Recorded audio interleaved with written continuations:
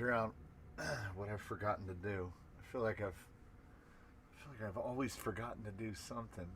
No, a little more, a little more, a little more, a little more, a little more, a little less, a little less, a little less. There you go. That seems all right.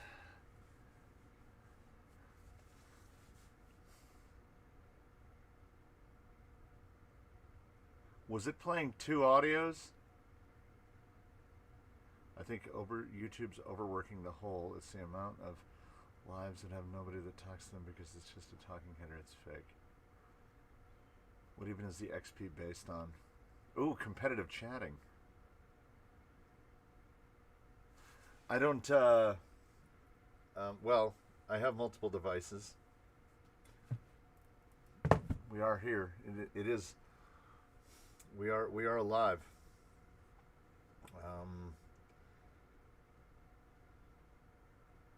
I feel like I read the emails, but maybe I don't.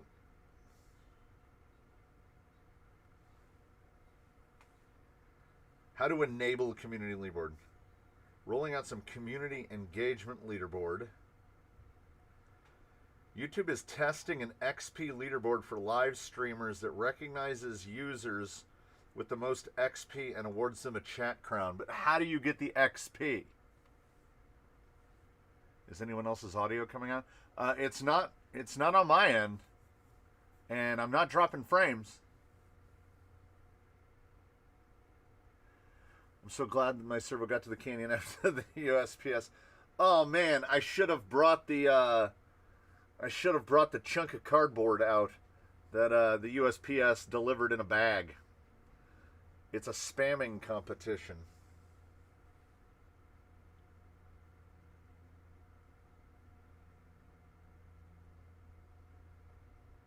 Oh, okay, hold on.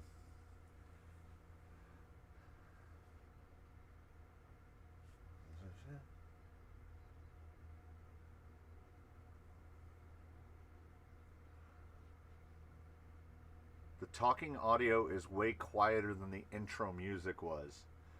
I've not changed any settings. Everything should still... Yeah, everything should still be the same. I don't understand. I haven't... Hey, 10 Freak!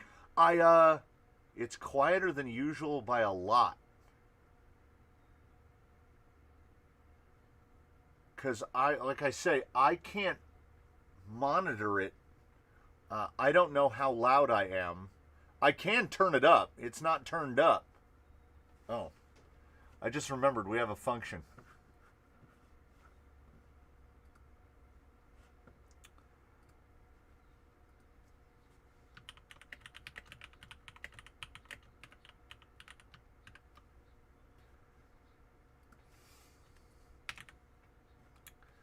Chuck with 5.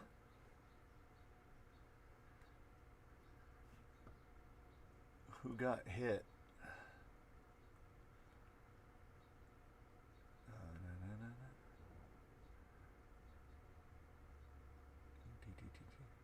Long nagging question. Why is Daphne driven by Velma? Because you can't drive yourself, can you? Oh yeah, there we go. Boom. Default poll.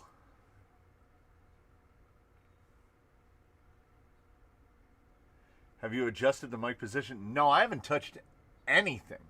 It's exactly as it was. I normally list at 11 on the TV volume. You're up to 17. I mean, nothing would surprise me. Hey, big good-looking fellow with 5. There's community XP now, which there wasn't before. So it would not surprise me. 64% say yes. Okay, let me, All right, how about now? I turned it up. So it should, based on how the logarithmic scale of how decibels work, it should be twice as loud now.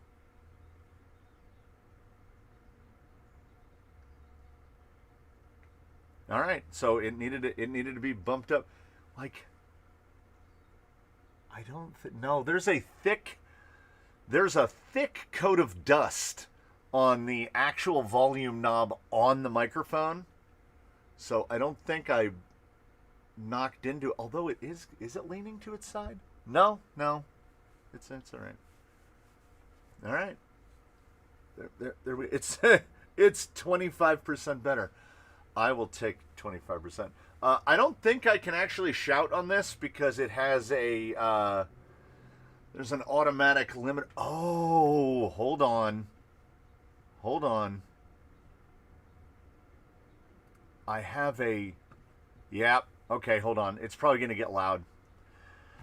There's like a processor that is supposed to be running on the microphone, and it is like stuck in a boot loop right now. So that's probably why. Okay, let me try to relaunch.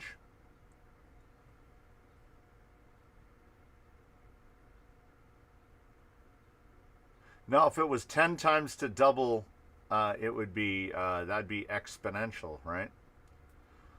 Logarithmic. In the when messing with car stereos for all those years, it was a very different process because of also how sound pressure is recorded absolutely versus how sound pressure is measured by the ear. Like, what is double volume? It's not 1 decibel to increase volume to double volume. Is this thing gonna launch? So I think the Logitech thing is just broken.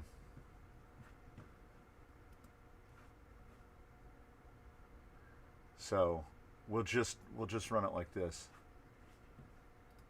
Yeah, it just sits here in a boot loop. That's awesome, which means something probably updated and broke the other things that are updated. All I know is I figured out what it is. I think I can screen share it. I think if we go to the let's see if this shows up. So you see that little guy right there? That should have a big picture of a microphone in the middle of it. And that thing is busted. So this is just the straight audio off the mic because the Logitech processor has crashed into the ground. So who knows how long it's been doing this? Nothing surprises me, as you know, the Stream Deck will log itself out. Well, to turn it off and then back on again, I would have to turn the computer off and then back on again. XP is earned by sending live chats or sending super chats or super stickers and resets every live stream. Oh, then just ignore it. Like I wouldn't worry about it. I'm not worried about it. Okay, I'm gonna try. Maybe it didn't quit G-Hub before.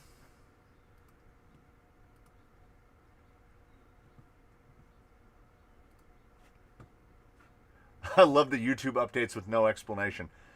I honestly feel that's like all YouTube updates. They don't tell you what's happening. Maybe I can look at G-Hub and see, did it update or not update? Like I said, I did this to myself because right when it went to start, I was like, well, let's see if I've got everything done correctly. And then now my volume is at half what it was before. Blue Voice, elevate your yada yada. You'd think that you would just be able to run the stupid microphone. You'd think that OBS, yeah, I'm noticing I'm not getting up into the peak. You'd think that OBS would have something integrated in here, but OBS is certainly better than Streamlabs. But above all of that, it is definitely a showcase for what do you want for nothing. Oh, organized chaos. There are the only Windows machine in this building is that garbage laptop that I have to use to program speed controls, and now only sparingly. This is on a Mac. Something updated, and now the Logitech G Hub software doesn't agree with it, so it's just gonna boot loop forever. Like, you can quit it, but it doesn't do anything. Potentially rebooting the machine will do it, but unlikely, because the computer nothing updated. OBS didn't auto update. We're still on the same OBS version. Did I see a paid promotion on Wheel and Wednesday due to the YouTube update? I don't know. Maybe. Windows aren't crap. Oh no, they absolutely are. Certified garbage. And it's not even a Mac versus a PC thing. The way PCs were built is the architecture of the 1960s, and they've just stuck with it for coming up on 70 years. If you have the fastest, most brand newest, cutting edginest hardware put into a PC, it's basically still putting future technology in something from 70 years ago. It's just the way it is. Complex instruction set computing, and it's never. They're going to hit a speed cap if they haven't already, as to how fast they can get. A poor craftsman blames his tools. That's patently untrue. A poor craftsman can blame a chisel or a plane or anything like that, but you're talking about a machine that has 1,000 wires that will fit inside the circumference of a human hair. A poor craftsman buys the wrong tools, is the better one. And in this day and age, unless you plan to game with it, nobody's buying PCs anymore. People buy tablets and then go on Facebook with them. The era of the build your own computer is not dead, but the build your own PC from parts is the brushed motor of computing. It's still around, man, but nobody's doing it. Nobody's doing it because nobody uses computers anymore. These youths today, you're familiar with them? You've seen them? The alphas, the Gen Alphas? They don't even know what a mouse is. They operate computers by going like this. Mouse and keyboard. We're all dinosaurs. We're all dinosaurs. I'm guessing since no one has gone above 75, free chats are capped, but paid chats probably aren't. You would think then that gifting would, yeah. So just eventually everybody's going to be on 75. Yeah. Oh, there's a question mark. I clicked it. What's the leaderboard? It's a place for fans to stand out in the community. I don't like this already. The top 3 get special badges in live chat. You need to collect experience points or XP. Here's how you get them. But if they reset after every stream, that's pointless. Like, if we're not continually building XP, then really what's the point?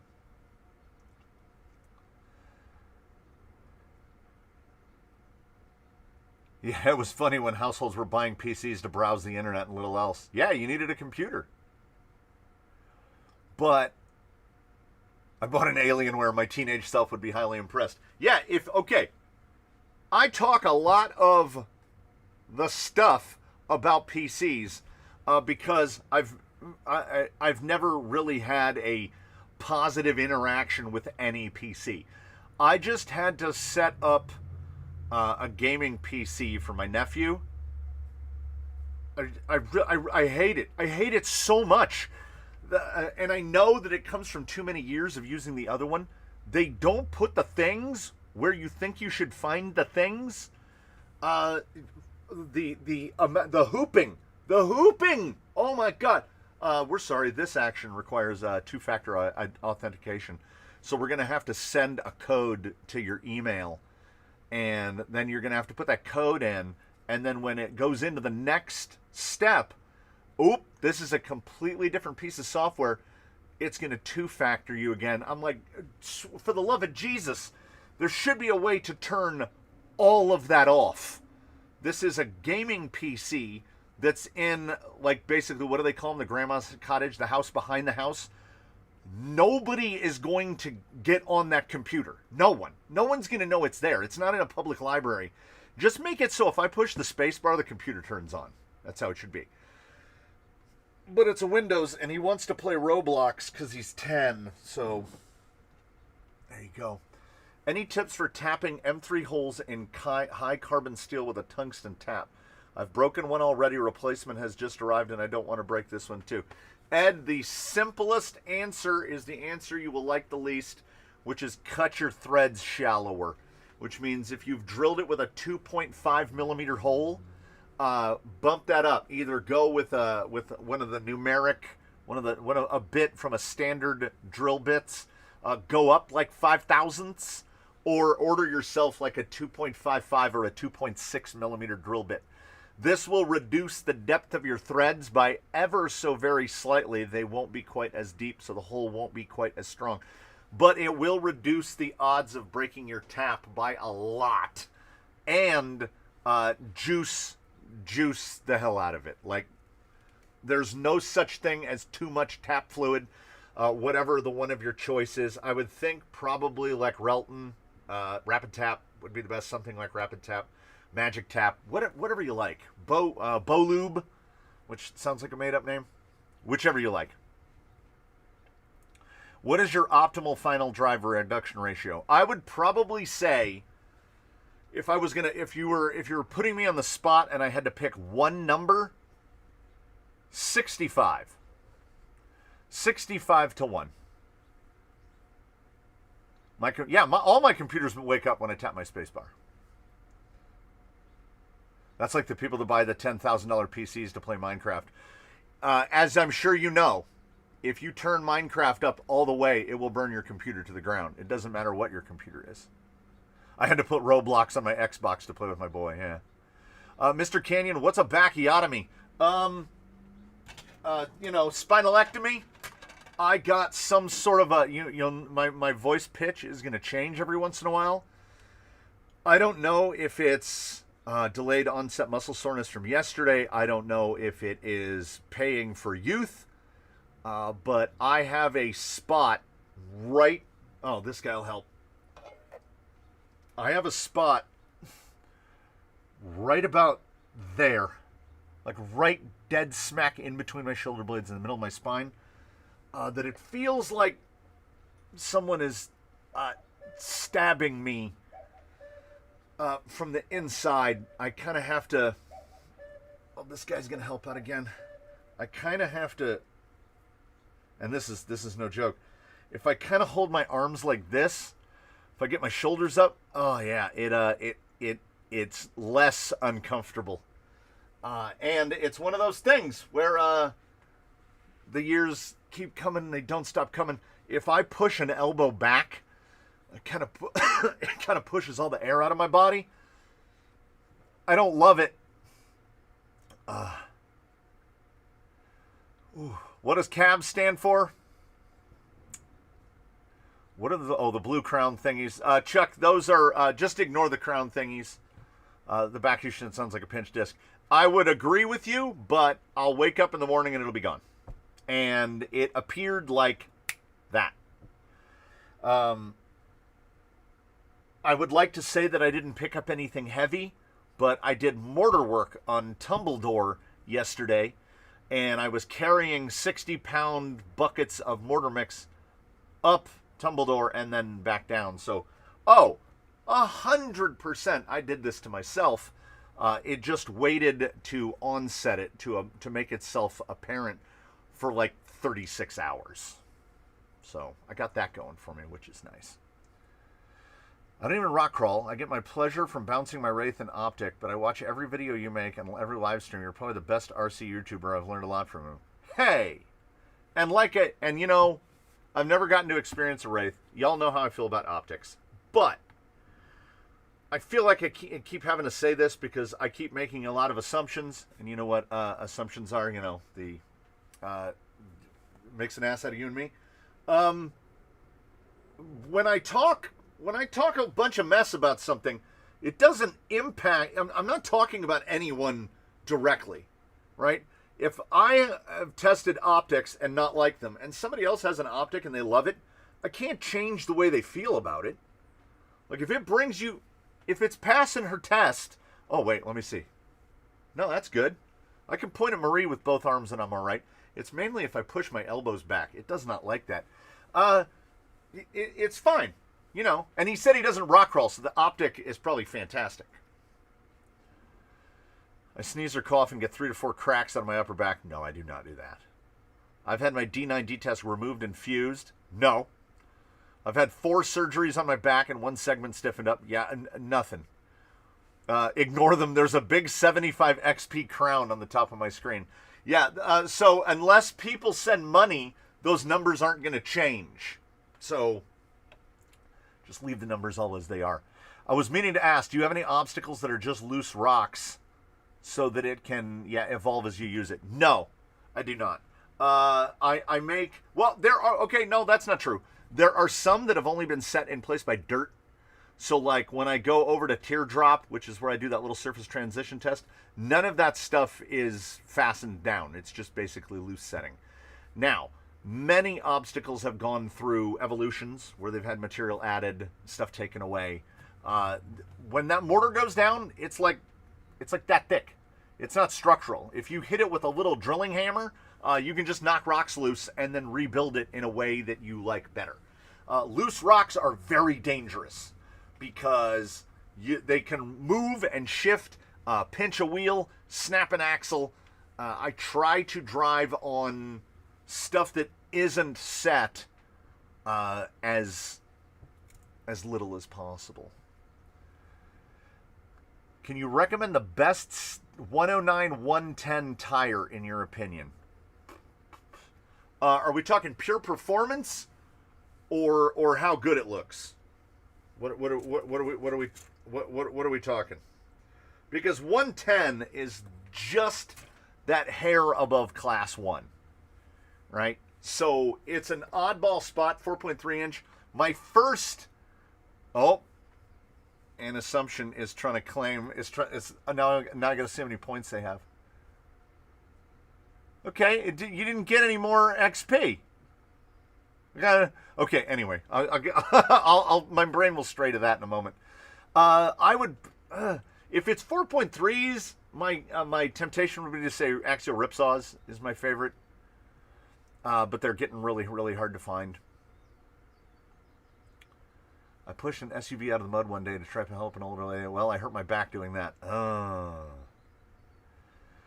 As of today, I am only an order of shocks and an ESC away from completing a VRD with a 3-gear trans on straight axles. Hopefully my math is right on the overdrive and the axles. Yeah, it will be a little bit rowdy. I know everyone hates Kevin, but he's right. Our seeing is about what puts a smile on your face. Is that Talbot? I don't hate Talbot. I just don't like his content. I don't have anything negative to say about the guy at all. The squirrels like building trapdoors out there. Yeah, they do. If I ever make it to the canyon, I'll build you a dry stone course that's stable and won't shift under you. I mean, you have to import your own stuff. We don't have that like flagstone, slate, any of that stuff. We got river rocks, and they round, and we got chunks of concrete, and they will move. I'm thinking about trying H10s on the Wraith just for the heck of it. I like the H10 axle.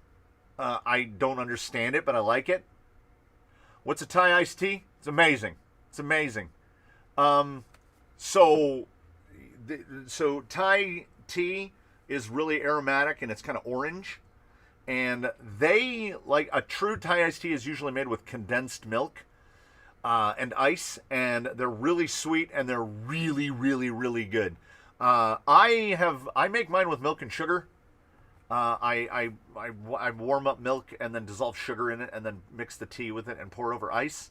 and it's fantastic. The Thai iced tea. I didn't discover Thai iced tea till about 10 years ago. I was at a bike ride that you pay to do down in San Diego called Bike the Coast, and they give you these little tickets to go to this little food corral that has all these local food vendors.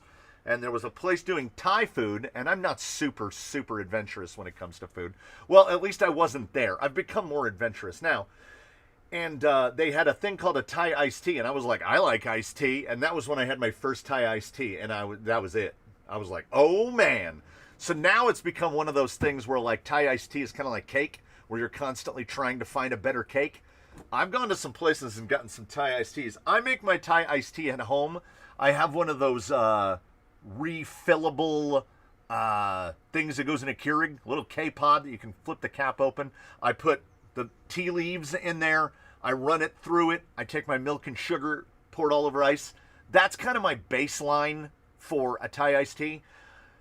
It is a shame how many Thai iced teas I've bought at other places, and they are categorically worse than the one I make with a Keurig and some ice cubes from the freezer, which they should be ashamed at. I've gifted 5 and been commenting I'm stuck at 75. Yeah, it is a shame. It is a shame. Ripsaw is very hard to find in my areas. Do you have any other options? Most other options are going to be below that or smaller than that, are going to be class 1s. And if you're only going to buy one class 1, you're going to buy megalithics because it's going to do the most. I think there's a KLR that's around 4.3, but it's not, it doesn't knock my socks off. That is an odd size, that 109, 110, because most tires are either making an effort to be class 1, or they are definitely trying to determine themselves as class 2. So that 109, 110, nobody's really making a tire that is deliberately that size. And it's small enough under the typical 116, 117, 118 that we see that it's rare you're going to caliper a tire and it come out that small. Like a Canyon Trail definitely comes out small. What one's got the most? Oh, how about one of Baseline's? So these are, they say 4.6. But after being on Baseline for a couple of years, they're like 115. So they're just under 4.5. But that's still 6 millimeters away. 109, 110. Yeah, now with the Ripsaw being gone, you're kind of either going to have to decide, I want something around 4.5, or I'm just going to commit and run a class 1.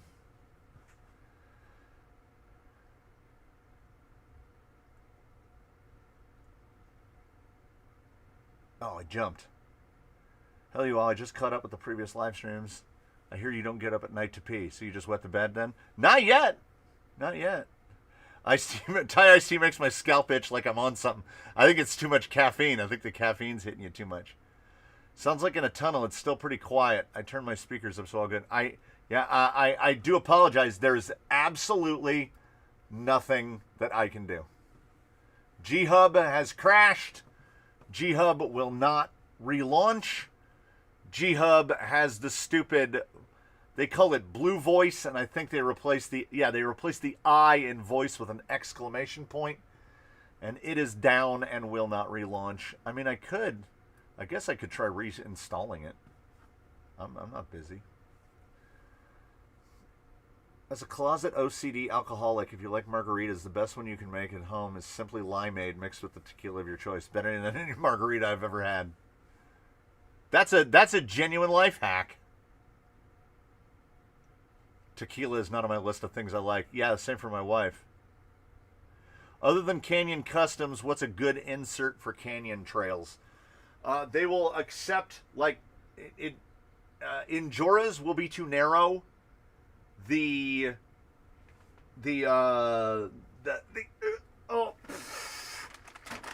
was way too far ahead. Okay, so I can't really reach above my head. That is something to file away. So these are the ones, these are non-Injuras. Those are not Injuras. Give me an empty one. If I remember correctly, so these are Famanda or any of the others that come in these like electric colors. If I remember correctly, These actually fit pretty good. And I do remember correctly, yeah. Like, they don't have to be shimmed or anything. If it's a situation where you're not overly concerned about the rotating mass of it, and with Canyon Trails, I don't think any of us are, I don't think rotating mass is our number one concern.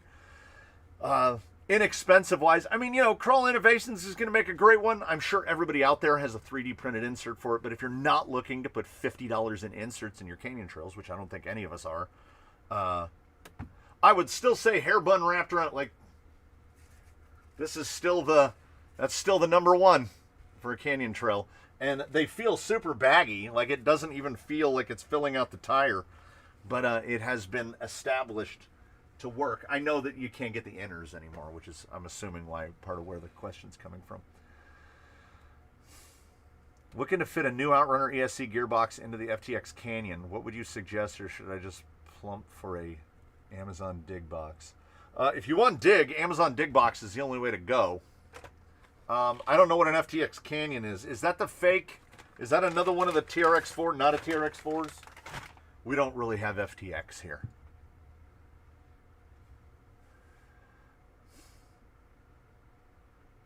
Do you think your tire tests, specifically J Concepts, would translate to a 1.0 tire? I mean, if they're made out of green, if the compound is the same, it will be ballpark.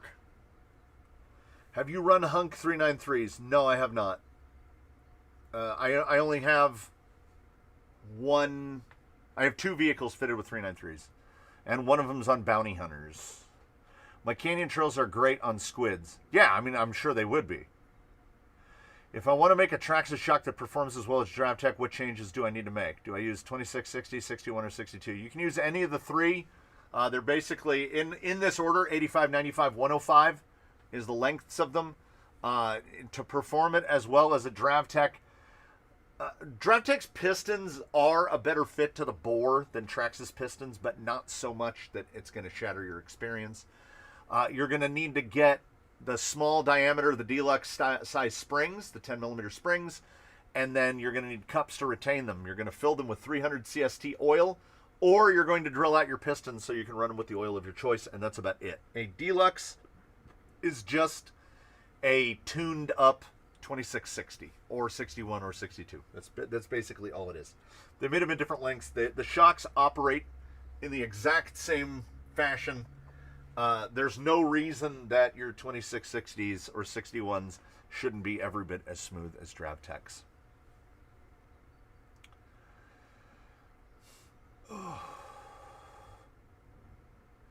Pass on our appreciation to her wife. Her commentary the last couple of Wednesdays has been gold. Yeah, I went out and bought, I don't know where they are. I went out and bought cheap microphones, and aside from being, I mean, realistically, I was talking to her about this on the walk back. There are so many deal breakers about those microphones, but for what I paid, I'm willing to eat it. I'm willing to tank it and just keep using them and eat it, because they do certainly work well enough, but my God, is it not a well-designed product. Happy Friday, everyone. I'm running the Hobby Park 2-stage on my Canyon Trails. They work great. They're just a little bouncy, is what I found with the Hobby Parks. Somehow Boomslang Celeste video popped up in my video, the Ultimate Wheel. I was going to link a Canyon Compendium video for him in the comments. That dude is suspect as hell. My Canyon Trails are great in Canyon Customs. I just need to figure out a good insert to put in a 2.2 Canyon Trail. Same. I've just been using the silicones, the big silicones. I know they're not perfect for every situation, but the Injora 5.25 silicones fit perfectly inside the 2.2 Canyon Trails. The FTX Canyon is a 110 XL, measures up closer to 1/8 scale. Body looks like a Defender, and a Hummer had a baby. Yeah, I mean, if you're trailing, I don't know how much you need Dig, but I would never turn down an Amazon Dig box. Am I allowed to do an announcement and some advertising? Go for it. Any advice? I'm about to hit buy now on the Zoku aluminum chassis kit for the Phoenix. You know how good they are. And I still prefer, in the Phoenix, I prefer the aluminum over the, I'll take the money savings and put the aluminum over the carbon. I don't think there's any advantage to the carbon on a Phoenix because a Phoenix is heavy and the body's heavy. Traxxas 2660 or 61 with low C mini T front springs. No need to get aftermarket cups for the springs. The big bore cups will hold a 10 millimeter spring. Oh, there you go. Although, I mean, RC Maniac is squeezing the nickels maybe even tighter than I do. I think it's $10. If you order from Deluxe, it'll cost $10 to buy 4 alloy shot cups. So it's not going to break the bank. I know a bunch of people 3D print them as well. Sometimes I just make them out of aluminum. You can also get the Element ones on the Element Plastics tree. It is good to know. Although I guess you could maybe just trim the stock one down. Although maybe it doesn't matter. I don't know. I like the little hats. Yeah, Kenny, everybody's going to have to tank it. Everybody's going to have to tank it because my G-Hub software crashed. Or crashed itself, and now I have no control. Oh, and now when I launch it, it just auto crashes. So that's nice. But it's not as bad as if the software that enables this crashed. I'm just going to download it again. And then they're like, sign up for another thing that you don't want. Do you want to sign up for a thing you don't want? No.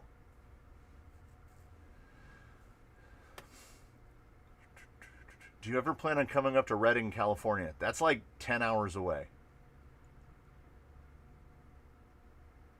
Has anyone tried a hobby park servo? They're rebadging, just like virtually every other servo on Amazon. They're not making anything. It's just another servo in a different case. It's going to be hit or miss. And I would like to extend that to virtually every servo you can buy on Amazon is going to be hit or miss. Recommendations on a good buggy cage. Good, like RC Speedy good, or good in that it'll work and it's cheap. Because I don't know. I like the Injora Capra cage, the fake Injora Capra cage. It's cheap, or it used to be. I haven't checked it out post-tariff. It's bigger on the inside. It's versatile. You can basically build yourself a UTB-8, which is what I did with mine. Is the Louise CR Champ what has become of the Deep Woods, or does it look just similar? The Champ is the Deep Woods, but the Louise before, and then what is it? Fast Tracks Rocco. It's all the same tire. We actually, there's a video on the channel where I tested the Deep Woods directly against the Champ, side by side, and they are indeed the same tire. Only I want to say this was the set that got tested, and we've got some quality feather on the lug, so these felt better because those tires get better when they're worn in. Yeah, every tire gets better when it gets worn in. I need to make my 10 commandments of things not to say and just put it in place of the welcome to the channel video.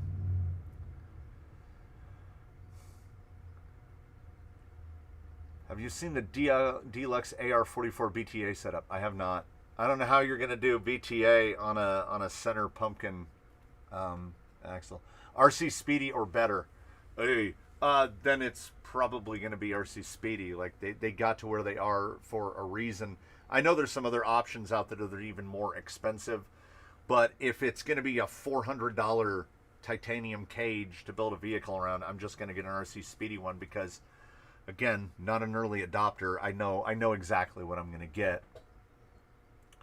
Chuck's got a Hobby Park 70 that works great. It's probably actually like a Hobby Park 45, but I imagine that it works fine. Swamper's been loving Wheelin' Wednesdays. Wheelin' Wednesday is fantastic. I love a Wheelin' Wednesday. What's the low profile BTA servo you recommend? If you want the gold standard of servos, okay, if I have to raise my arms up like this, oh, it's not good. And where my phone mounts, It's not great. I have to hold my breath.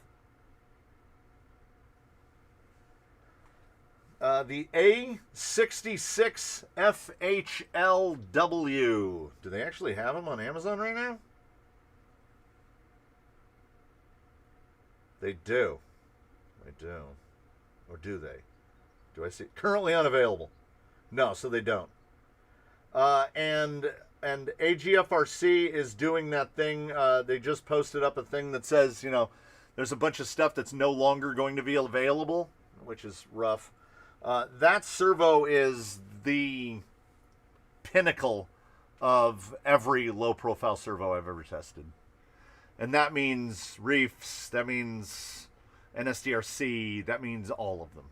It is a league above those others, if you can still get one.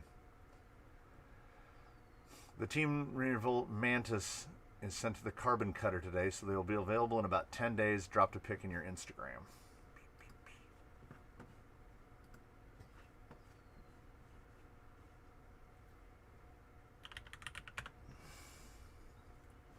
We can do that.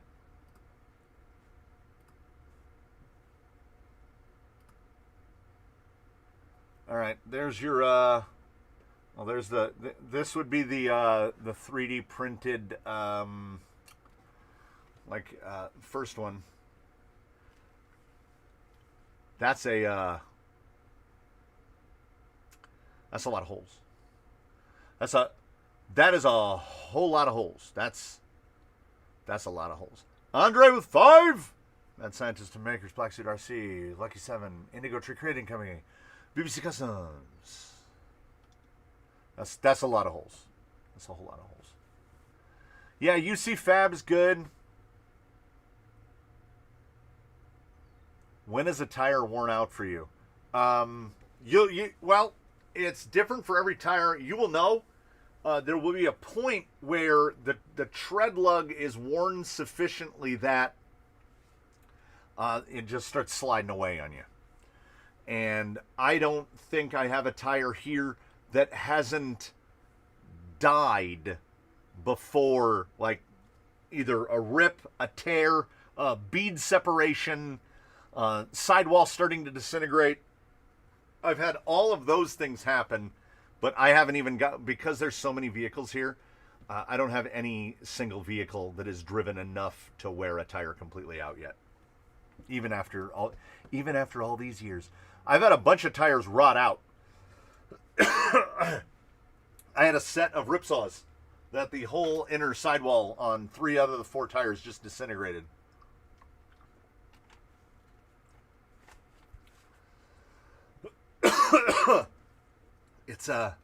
It's moving through my body now.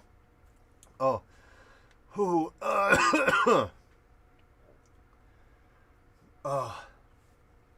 Oh, my eyes are watering. It's not great. It's not great. I've been, you know, of the things I've been better. Whew. Oh, eyes are watering like crazy. Yeah.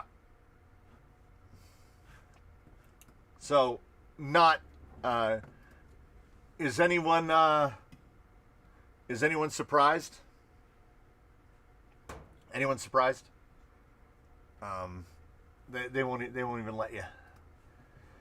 Can't even trick it in. Launch G-Hub to look for updates. Oh, I do love a piece of software that requires the software to be open to do anything about the software, but the software won't open. Is Tim Tin going out of business? Can't find them anywhere. No, nobody can. Or any insert that looks like it. Can't find them anywhere. How are those rock bumps treating it? They're still sitting on the end of the bench. I don't have anything to run them on, really. What's so special about the blue inner foam used to make the Canyon custom? Are they different than all the other 2-stage blue inner foam that everybody else makes? Yes. Yes, they are. So this is the inner on, this is a Tim Tin right here. Wait, hold on. Do we get the camera 2 into the game? Okay. This is a Tim Tin. You can see that they are not expensively made. They're not particularly well cut, but what it comes down to is the type and the density of the foam that they've used. Because if you want to see something that looks very different, That is a Hobby Park one. And I thought, I could be wrong, I thought I still had a Pro line. I thought I still had one Pro line here. That one doesn't count. That's Crawl Innovations. So Pro line will be even tighter grain, I guess you would call it. And they'll have a really big rib in the middle, like this one, but bigger, designed to fit into the Pro line wheels. So you will see it is narrower. It is not much. This one's pretty close, actually. But where the big difference comes in is this. These are very springy. And these are very dead. Like when you squeeze it and let it go, you don't really feel it push back. These are very bouncy. And the Pro line are very much the same way. You can get away with these, but it's not about the construction, it's about the composition. This foam is better suited, and I wish we could get more. Wheeling Wednesday wear, if by that you mean what do I wear, same thing I'm wearing now. If you mean wear on the tires, those Trepadors look like they just came out of the package. There is zero visible wear on about 25 miles of wheel time. Have you used any NSDRC servo, and if so, how was it? I have used the NSDRC RS500, RS700, RS700 V2, RS800, RS800 V2. I have bought my last NSDRC servo. I've had one 500B die in service, presumably due to the fate that befell many NSDRC servos, which is they have an issue with it's either outrunners, AM32s, small capacity 3S batteries. I don't know what it was. Basically, we need those Zener diodes to stop some sort of back wave, forward field, invisible snakes that crawl through the wires and eat the insides of your servos. I don't know what it was. But I had received some correspondence from the gentleman over at NSDRC after I had performed some servo tests on the NSDRCs, in which he basically took too long to say that you're doing it wrong, basically, because he measures his servos for instantaneous torque and not stall torque. Stall torque is kind of the standard. So, as such, he went into a somewhat long-winded explanation of how this thing is better than that thing for this thing, and vice versa, etc., etc. And then after listening to the correspondences between him and other people who were having servos from him die, I was like, well, I'm probably just going to go elsewhere for servos, because with most servos, you don't expect much in the way of after-purchase support. But in terms of NSDRC, let's put it this way. I don't want to paint things with too broad of a brush, but you can operate from a fairly confident point that if something goes wrong with your NSDRC servo, there is more chance than not that he's going to try to say you did something. And I don't like that as a business practice.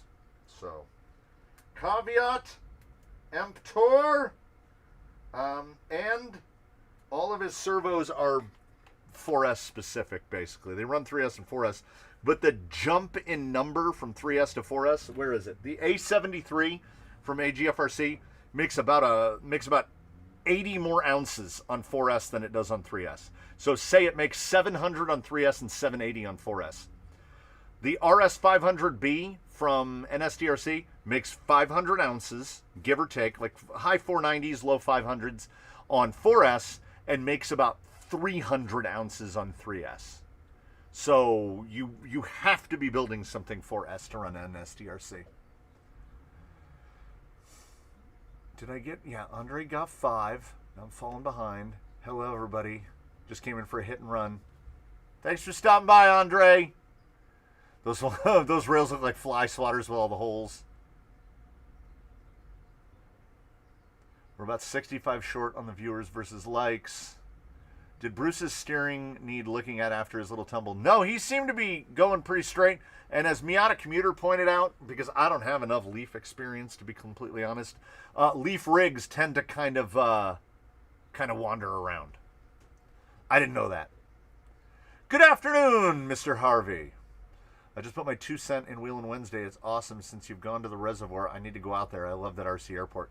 It's so good. It's so good. You get out there nice and early on a morning, nobody out there. We had dirt bikes ride by us one time, and that's basically it. And we saw a guy way off in the distance walking a dog one time. But that's the only time we've seen people out there. What spur gear are you using on this dig transmission they are allowed? Yeah, the stock dig transmission is awful. You can fit most any what a quote-unquote standard spur gear. If I'm buying a spur gear, it is Kimbrough. And when I say a standard spur gear, I just need to find one with holes in it. So Kimbrough spur gears have the hole patterns like this. There we go. That hole pattern will bolt right up. They make them in both 32 pitch and 48 pitch. And you just search for, if you do a search for 32 pitch spur gear, they will come up. Other companies make them as well. It's just if I have the opportunity to buy a Kimbrough gear for the fitment, I do. Okay, can Jake the Snake make a special appearance on Susan today?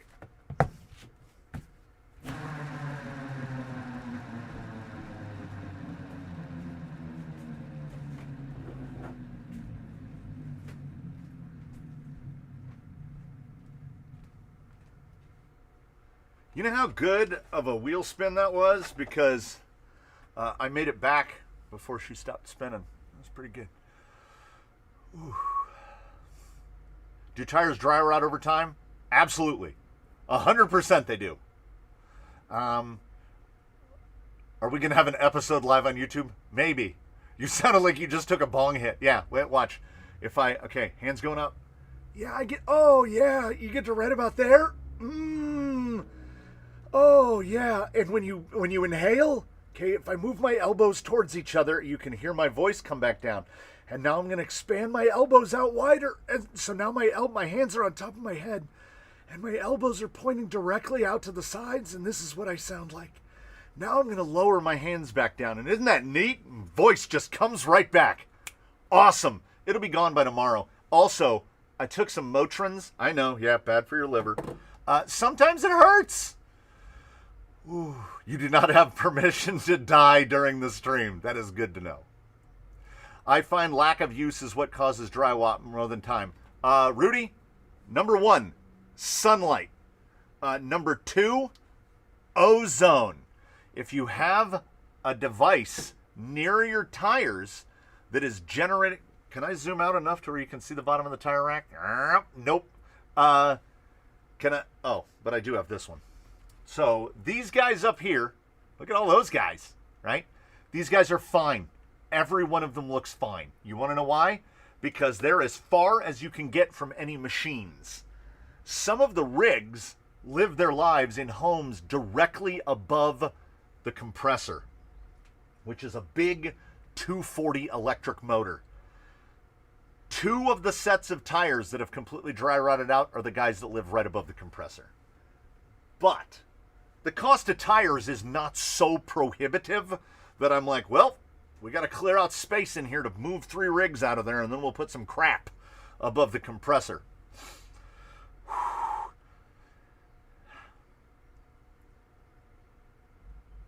Yeah, some tires do just fall apart.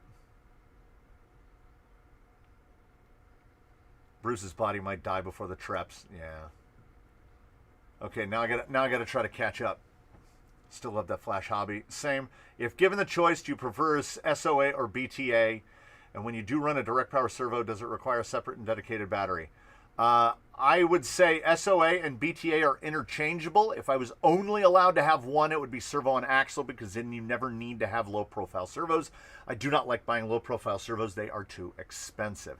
Does it require a separate and dedicated battery? It does not. But if you were to do that, you would get some crazy run times, because you would only be running the motor off of one servo and the servo off of the other. Would you recommend the HBI Builder's Kit? I can get it for 180 bucks. I've been wanting to get one. I've been this close so many times and then just don't do it. I've never heard anyone say anything negative about the current Builder's Kit. I had a gentleman who came over who had the OG, the Builder's Kit with the FJ on it. It was great. It did great. It was absolutely great. Parts support is not going to be super high, but you did say to buy for a trail rig. I think it's probably a pretty solid choice for a trail rig, honestly. And one day, maybe one day I will buy one. I have a 500, works great, so I got another. That one is weak as hell. I'm not surprised. The BTA servo mount puts the servo alongside the drive shaft. Yeah. Reefs is the same way. I had one of their servos and it died. They blamed me and didn't help at all. Yeah, the boutiques.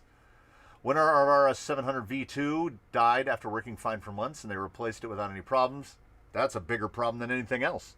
They replaced yours and they will tell another guy to go pound sand. Holmes did a video talking about how it was the small under 1,000 milliamp packs that were doing it. Yeah, that's what I've heard. But I run 850s in a lot of things. Are there 48 pitch spur gears for a TRX4 transmission? No, and I wish there were. Oh, do I wish there were. What do you think about the metal axles and the polymer axles that GCM makes? I have not seen them. If AGFRC makes reef servos, why can't you use a reefs programmer on an AGFRC? Because AGFRC is the OE. They're manufacturing them, but they're manufacturing them to the spec. Reefs isn't just anodizing their name onto an AGFRC servo. So there are very few companies that actually manufacture servos. I've mentioned this about carbon fiber bicycle frames. There's actually like, unless people are doing it bespoke by hand, there's something like 4 factories in the world that make carbon fiber bicycle frames because it's very expensive to set it up. So there's very few companies that actually make servos, and they're mostly just OEing out for everyone else. Your next step in trailing is to do some night trailing using only the vehicle lights. Not where we go. Find our bodies floating in the water. I put a new associate opinion in Kimbrough on my Ecto Super Quiet. That's the way to do it. Is Eddie still around? Yes, he is. He does not have a body right now. No, Eddie's definitely still here. I have had to deal with NSTRC about 5 or 6 times now. The best thing to do is ask if the servo can be repaired with the service fee. If you ask for a warranty, he'll throw knives at you. Got it. Got it. I'm not sure I get how your arms are moving. Oh, just, you're being arrested. Interlace your hands and put them on top of your head. So I'll go like this, and then I'll go like this, and then my voice is up high like this. And if I'm trying to force my voice down. Trying to push out of my head. Nope, I feel my shoulders drooping. Oh, it's really hard to take in air. And then you demesh, and then hey, we're right back where we were before. Was Bruce injured? No, Bruce was fine actually. I wish some of those records on the ceiling were worth playing. Yeah, there are some pretty good ones up there, but they are all dead. They are all dead. It's a shame.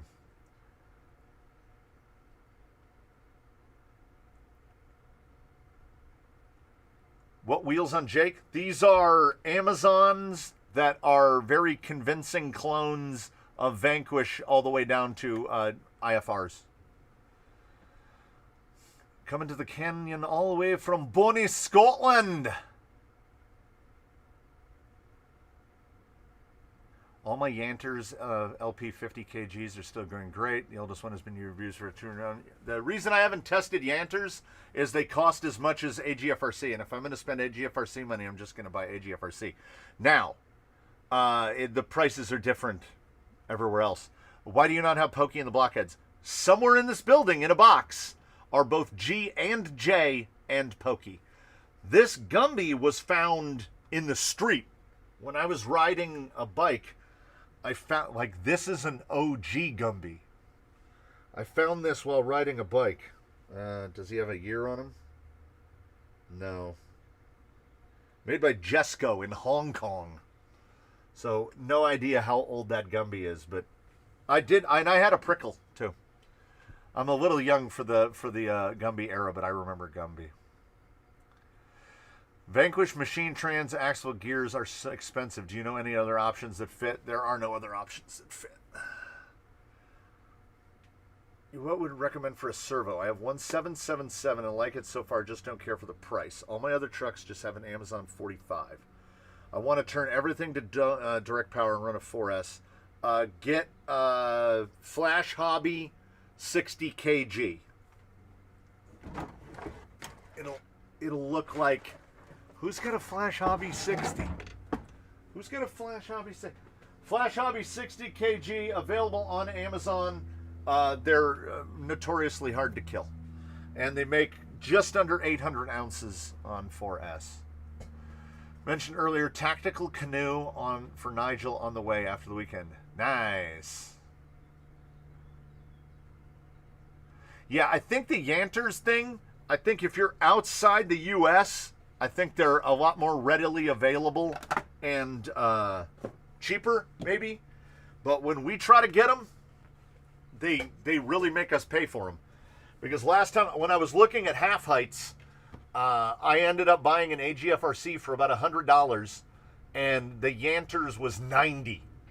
And I was like, you're going to have to either be cheaper than that or have way bigger spec. And it politely declined on both counts.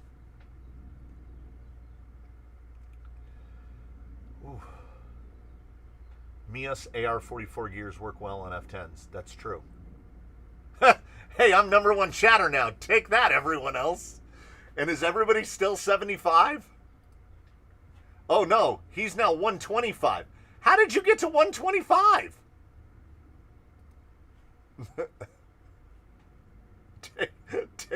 Take that, everyone else. Oh, there's a Flash Hobby 60 right there. Yeah. And you see how it says 14 volts on the sides? I have a couple of them that have only run 4S their whole lives. They've only ever been run on 4S. I'm still running 50 kg 9i-mod brushless since going on 2.5, almost 3 years. William, you're falling into the same problem that I am, which is applying years as a useful explanation of service time. Because I've got servos that have been in here for 5 years, and they still work great because I've barely used them. So obviously they work great. Now, I can give you a perfect alternative. We can give you another insight, which is we go to the dead servo drawer and we pull out this.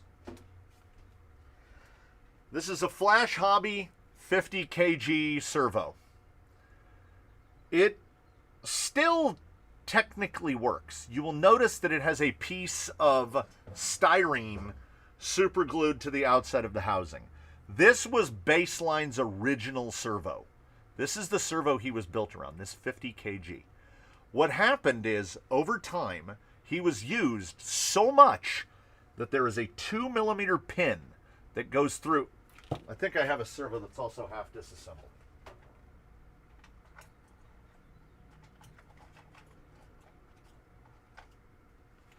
Here's a dead Reefs 422. So there should be another gear. There should be another gear right here, and then down into the center of it, a 2mm pin. What happened is, over time, after applying so much torque for so long, that pin would just snap, and then the gear that goes right here would kind of float back and forth and bind up and usually crack teeth off, or it would float and then it would snap the pin. So I would replace the pin and then it would work fine for a little while and then it would snap the pin again. So eventually what I did is I drilled out the holes in the case, the gears, and the top to a 2.5mm pin, and it worked for a little while. And then what happened is, from the amount of torque being generated by the servo and it being used so much, the pin did this motion and wallowed out the hole in the case. So now that gear flops side to side and will just lock up the servo. So it won't break any of the teeth off because it's robust enough, but this servo is physically worn out. Like, it can't do any more. It probably got between 900 and 1,000 hours of use before it died. And I would consider that to be fantastically economical for anything that costs the amount that these cost. So he is on his second servo, which is a 60 kg, and that is the first servo that I have had that actually physically wore out. Whereas most die a sudden and abrupt electronic death, where one moment they're working fine and then the next moment they are dead. Sadly, in my dead drawer, in almost every instance, it is my own fault, and this one is my own fault. Look, if you will, at how new this servo is. I think it had barely been used. I took it out, installed in a vehicle, threw it all in together, took it out on the rocks and was testing over at Deadline, and was doing a maneuver like this. So like Susan's gonna, and I'm wedged in here like this, and I have it turned like this, and I went like this, and I went to turn it back and nothing happened. It just sat there like this. And I was like, what did I do? And I said, oh no. And I went into the radio and I went to EPA and it said 100, 100. I did it. I killed it. I killed it. So look how shiny the cable is. I can't be mad. Like, I can't go on Amazon and be like, oh, I'm going to return this. I did that. And as much as we would like to avoid tanking it, taking the responsibility for it, I killed it. I broke that servo. That was me. It goes in there in the drawer, and you know what it has in it? It's got a perfectly good, maybe, motor. It's got the lead, the case, the gear train, all that. So if I ever have anything break, I can just put those parts in it. Oh, can you put the guts of the worn out servo into the new one? When you're talking about servos like this, which usually cost about $60, there is a fair portion of the internals that are, let us say, affixed to the inside of the case. Like, it is basically not user serviceable. And we're talking about, that was a 50 kg, which you can routinely get on sale when they go on sale for about $48. This is not the thing that I'm not gonna pull all the guts out of that servo and put it into another one. I'm just gonna buy a $48 servo, or punish myself and buy a blue case. You know, like, some things are worth repairing, and some are like, eh. I broke an AGFRC 32 by jamming steering linkage behind a too long bumper thing. Servo got stuck in one end and possibly fried the receiver too. Man, I have definitely been there. Yeah. Oh. Hey, I can end that poll. That poll ran for an hour. I wasn't looking up to notice that it was up there. Complete. And it looks like pretty much everybody voted. Nice. Nice. I'm sure that much like the camera issues of the past, I'm sure that the next time I boot everything up, it's going to work just fine. The next time it launches itself, it's going to go, oh yeah, I have a critical update that I need to run. Oh, gee, thanks. I like when things update themselves and break themselves. It's great. It's fantastic. It's top-notch engineering and stellar industrial design. Maybe stop updating it. How hot is the weather out there? It is, well, okay. Now, on the weather station, the thermometer is on the roof, so it'll be a little high. If I could breathe, I would run out back and take a picture of the, I would take a picture of the thermometer out back for you, but No, that's about accurate. Yeah, buddy. I don't know what that is for the Europeans, but it's a lot. It is a lot. It is a lot. Is the difference between 35 kg and 45 kg blue case just the internal gear reduction? No, it is not. The 45 kg is faster, implying that there is a bigger motor. And yeah, turn it off and back on again. But sometimes you got to turn it off and back on again a couple times. And so all we know is this. Something updated and other things didn't like it. So we're stuck where we are for today. And next time around, it should work just fine.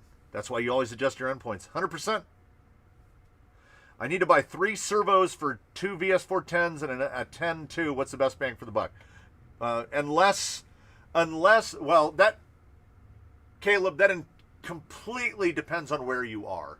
If you're in the U.S., it's Flash Hobby. Flash Hobby 50s or 60s are the perfect meeting point of power, speed, and economy. I don't like to buy anything lower than the 45 kg Amazon Blue cases. They're a little power hungry, which is going to reduce your battery life. They're not the fastest, but they are very, very inexpensive. Most of them have dropped below $30. Now, if you're sitting there going, oh, well, my budget is $100 per servo, this really opens you up. You have a lot more options now. In fact, if you don't already, you should probably power cycle everything. Yeah, I do. I do. 10 Pro comes with the parts for servo and axle. It comes with the BTA parts. Yes. Logitech software convinced me to stop buying Logitech peripherals. I didn't know that this microphone, I don't know if this microphone, the Blue Yeti, I don't know if the Blue Yeti explicitly mentions that it's Logitech. The microphone itself has been flawless. I bought that microphone like 5 years ago. Oh no, is it time to buy a new microphone? Because I do like buying new audio-visual gear. You're on the fancy new camera, and the fancy new camera is fantastic. I think the 45 kg servo handles 3S better than the 35. Ah. I've seen it so hot in Arizona that the air turned blue at ground level. I don't know what that means. Do you even run AR-44s on anything in Canyon? Yeah. Yeah. I mean, these are Diamond Pros, but that's an AR-44. Toothless is in just, he's on the 1P, or is he on Diamond Pros now? You know what? I might be wrong. Maybe I don't run anything on AR-44s anymore. Have I replaced all of my AR-44s with Diamond Pros? I got a lot of F10s. A lot. Oh my God.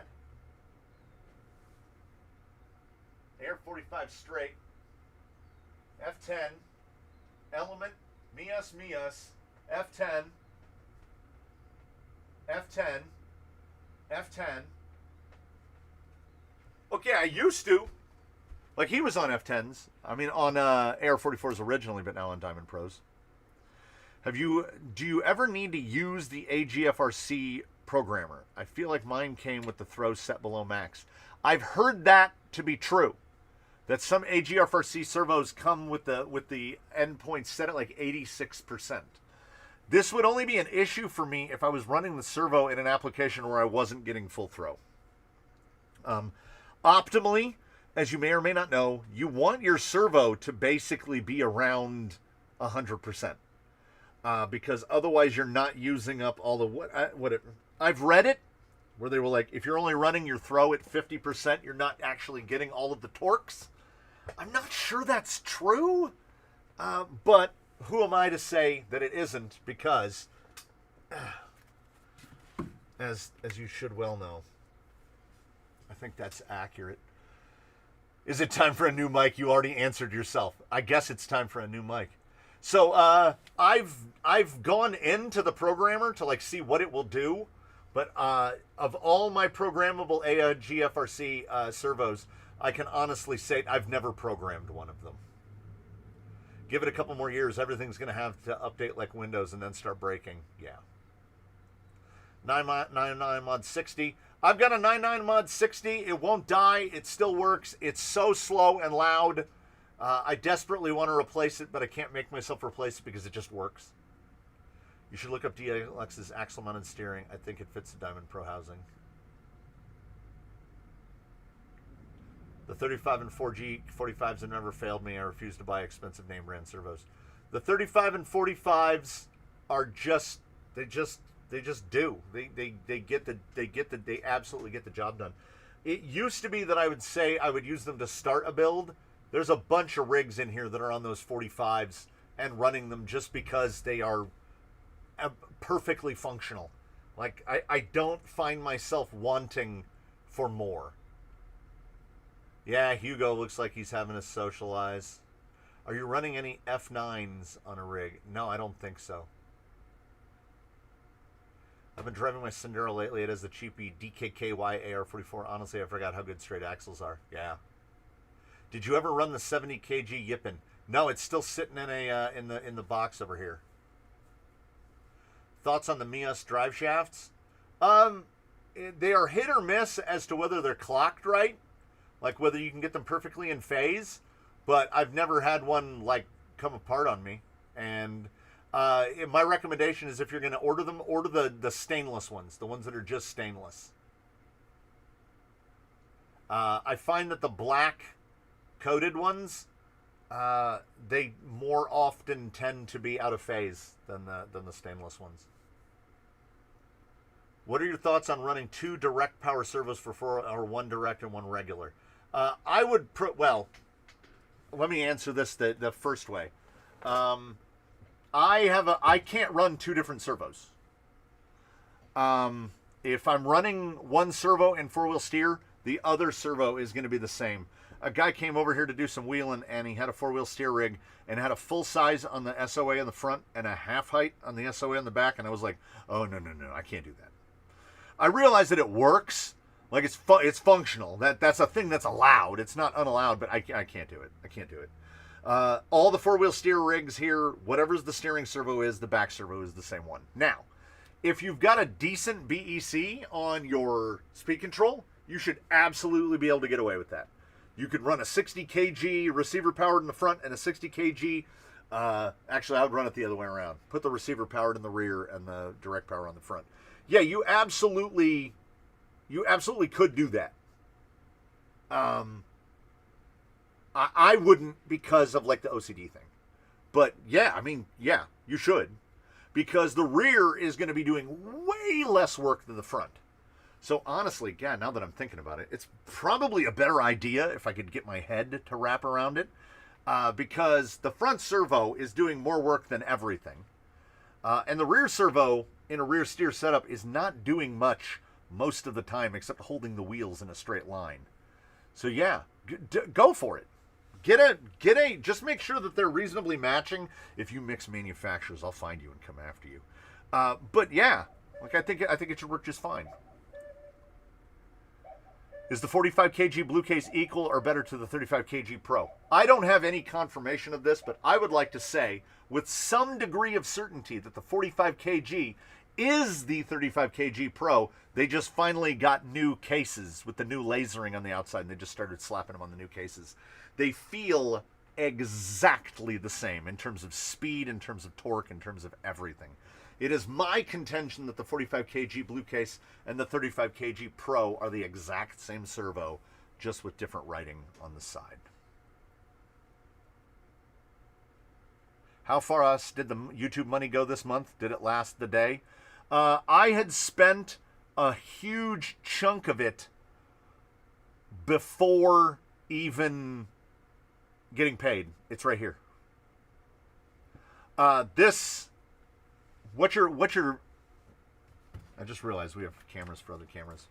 So what we have here, look how blue that is. Why is this color spectrum so blown out? Is that better? That's a little better. This is a Canon R50V, which is a terrible naming convention because they went axial on us, because the Canon R50 is the camera that replaced the Canon M50.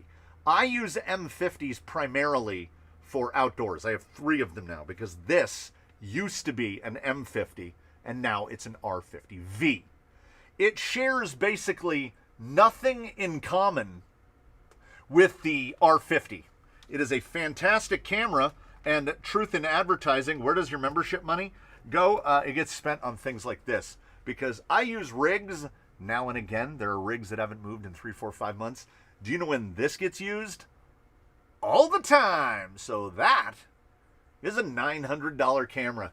Did I ever think that I would buy $900 cameras? No. No, I did not. This thing is amazing. It runs off of a laptop power supply. It requires a 100-watt power supply, even though the camera doesn't use nearly that much power. Do you still set the white balance on cameras? I do. Yeah, I do.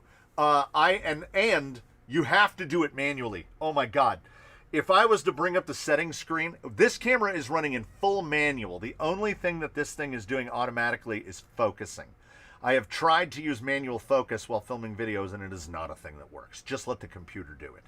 But this computer is in full manual. ISO, f-stop, all of it is full manual, and custom set white balance for indoors, because these are 6500 Kelvin lights. These are daylight spectrum, which looks great once you've adjusted everything to it, but you saw what the light looked through out of the other one, right? Now, like, when we go here, the color is not quite the same as the color out here. This is like true to life color.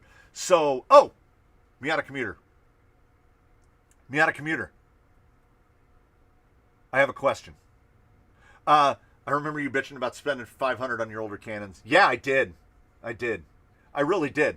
But this is the first camera that Canon has made that is basically, they call it their vlogging camera, and it is 98% perfect for what I do. For this, it's so good. So and I was, this thing only came out like 6 weeks ago. So I am an early adopter in this one. And of course, it doesn't use the same lenses, batteries, anything that my current fleet of cameras does. But it does use the same SD cards, and sometimes that's enough.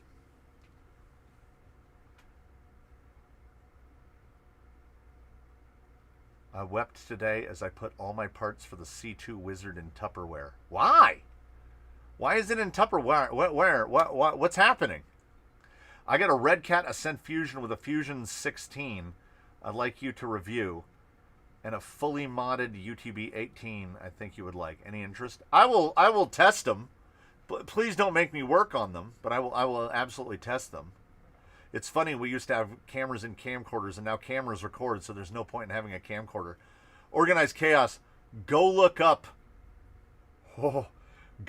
Canon camcorders. This camera, what you're seeing right here, is something I would consider expensive at $900. This is cheap compared to what a Canon, I think it's called the V70. I want to say it's the AV70. Canon has a line of camcorders that start around $3,000. And then they have the Cinema tier camcorders that are like $6,000 plus lenses.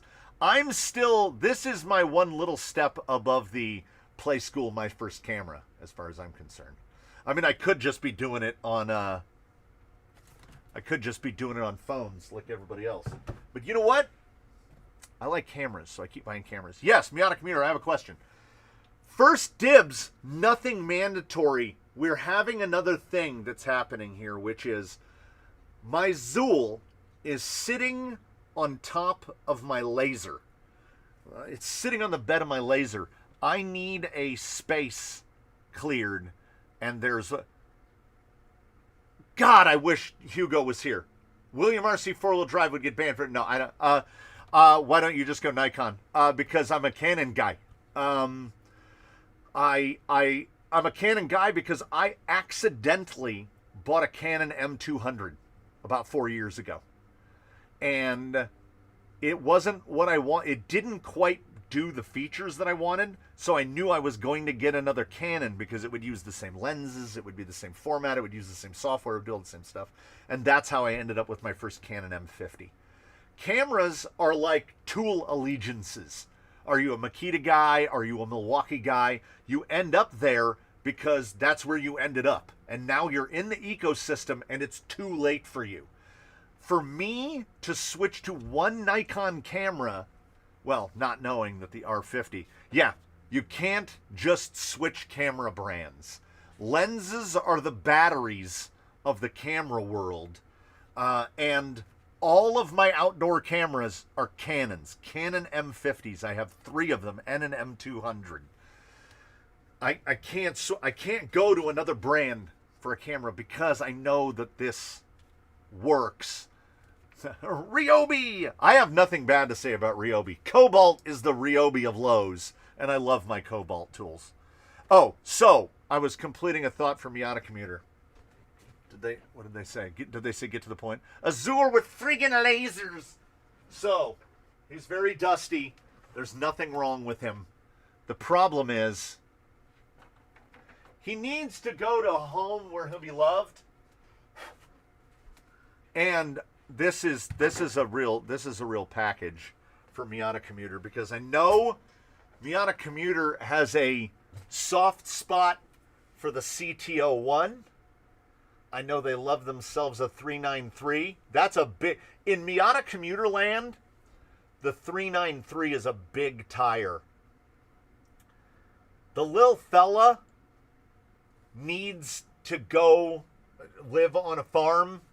He doesn't really have, I mean, I'm not saying that I'm trending more that way, but imagine that Bruce is right where they are. This guy is in this inner middle place where, I mean, he's ready to run. Put a battery in him right now. It's a shame that he just sits up on a rack and doesn't get used. So I basically need a spot for the Zool. So I mean, he's ready to go. Little outrunner in there. I don't remember if he's a Howley boy. Let's find out. I had to go pee. What's happening? Nobody knows. It's one of those weird little flash hobbies that only beeps once when you energize it. I think he's got a little... Yeah, he's got an AGFRC 18kg, the really expensive one. No, he sounds like a guy. He's just a little guy.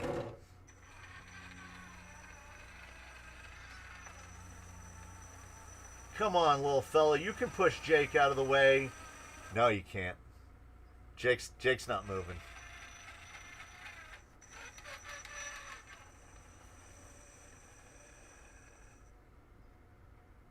I mean, what's not to like, you know? It is realities, and if you were to say space is the first thing you're going to run out of, I wouldn't have thought that would be it. There's definitely one. He's either got a chipped tooth, which is unlikely. That's a Kimbrough. I think one of the teeth on the spur has got a rock in it. Okay. He sounds like Clockworks.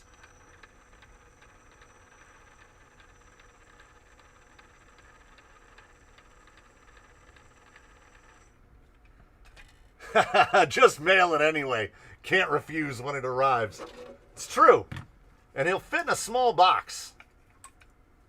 All right. That was what I needed to know. So, I hope your hospital trip has the best hospital trip outcome, which is everybody goes home happy.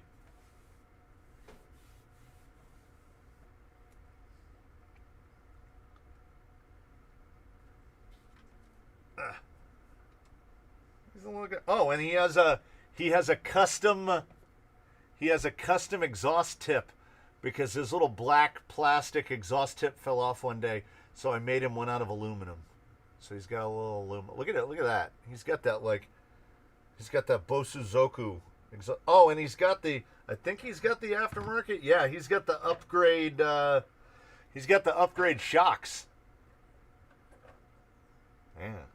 And the 19 Rovers. He's a guy. He's a good guy.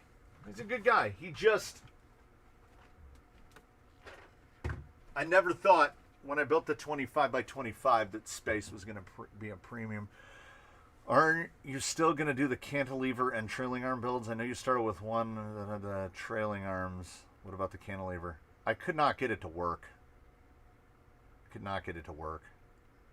And I fought it, and then I got to the point where I just was like, I'll just cut holes in the bed. So I'm going to keep my hands busy now. Oh, no wonder it couldn't push Jake. That big block? Holy moly. Jake doesn't get pushed around. Someone of you was kind enough to send me some bits. Oh, don't forget the whittle ladder. Where did I put it?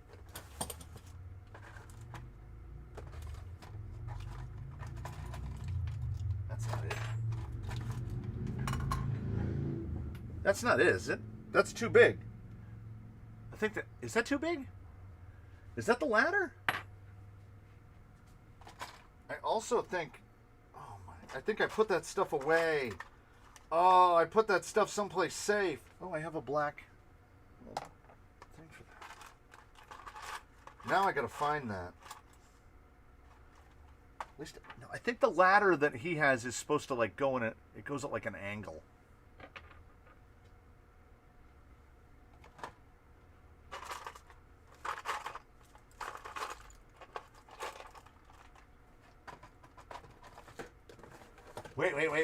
Wait.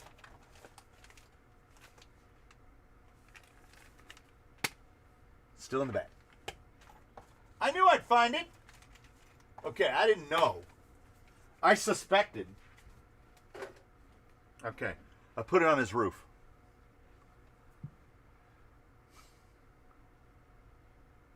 So, optic cage that someone began dyeing and painting. What were we talking about? I have no idea. How is Black Mirror going? Episode 2 of him is tomorrow. And I have not begun working on episode 3 yet. Yeah, Jake does push around. Looking for a portal rig with servo on axle. Is there anything else worth considering besides the VRD Carbon and the Mias Gold Rush? No. Can you potentially make some panels for the optic out of Coke cans so they'll dent out on the rocks? I've got thin aluminum. I think it's 16th, but I could get thinner. You could make aluminum panels for this really easily, actually, because like the roof is basically just flat with a bend in it, and the doors are flat with a little kick in them. Yeah, I'm not mad about the colors. It's like got like a Green Goblin thing. It gives me a Green Goblin vibe. So I had mentioned that I wanted to build something, not an optic. And then the hood it has both. It has a black hood and a 3D printed hood. I kind of like the black hood. So I had mentioned more than once that I wanted to build something off of an optic cage that's not an optic. And someone was nice enough to send me in the cage. And it's been sitting in a box. How about a servo on frame optic for a change? So apparently, you can just unbolt one of these little travel stops and just mount a panhard mount there.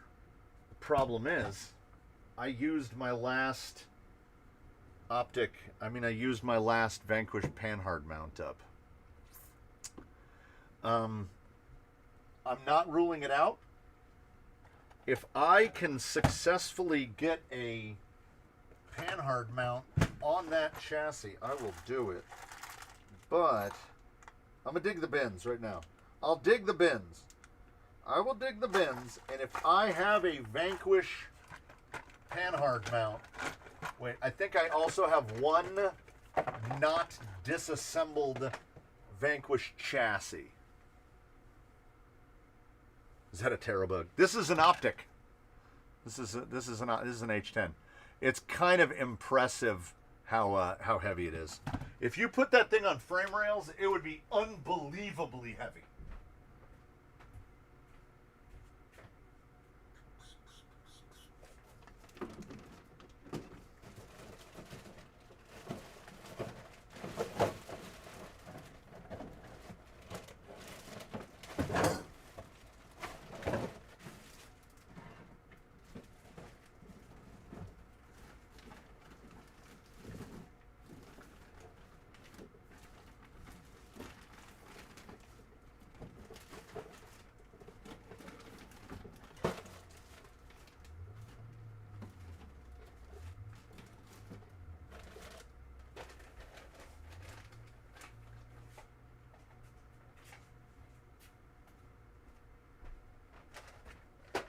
I thought I had one undisassembled VS410 chassis.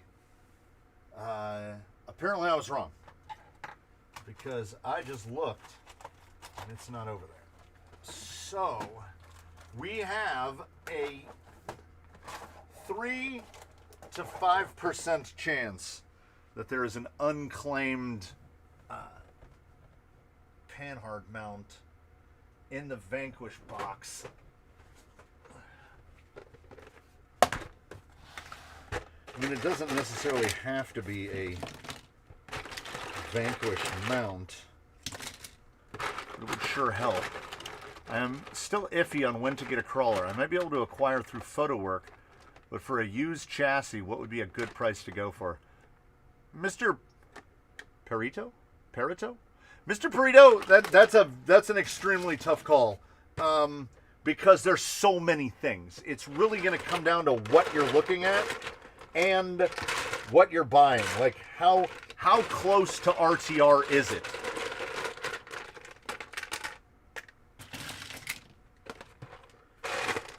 Okay, so if there is a panhard mount, it'll be all the way down here at the bottom. You'd never be able to tell that we've converted a bunch of VS410s to, like Zokus and whatnot. Oh, I think I do need one of these little shifter guys to glue up here, though. Yeah. So if you're shopping used, there's so many, like the price range is going to cover the planet. Because it could be a Red Cat or an RGT, or it could be a Vanquish or an Element. God, if you had any kind of specifics, I could give you an idea. But as it stands right now, I'd go, huh?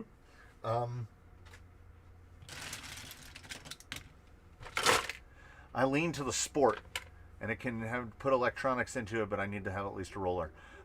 Sport, roller, or slider, I'd say like $200.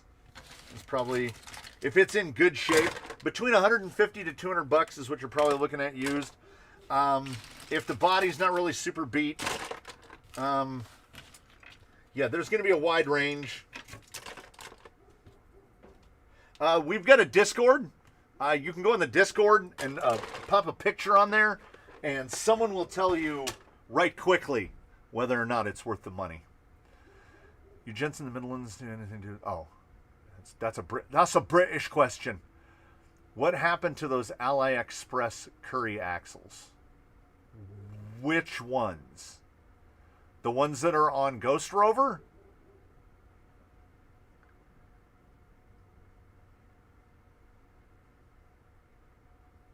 Yeah. Oh, yeah, and as Guy307 says, don't buy a stance. Whatever you do, don't buy a stance. Mr. C has been ignoring my Red Cat Ascent question. I might have just missed it.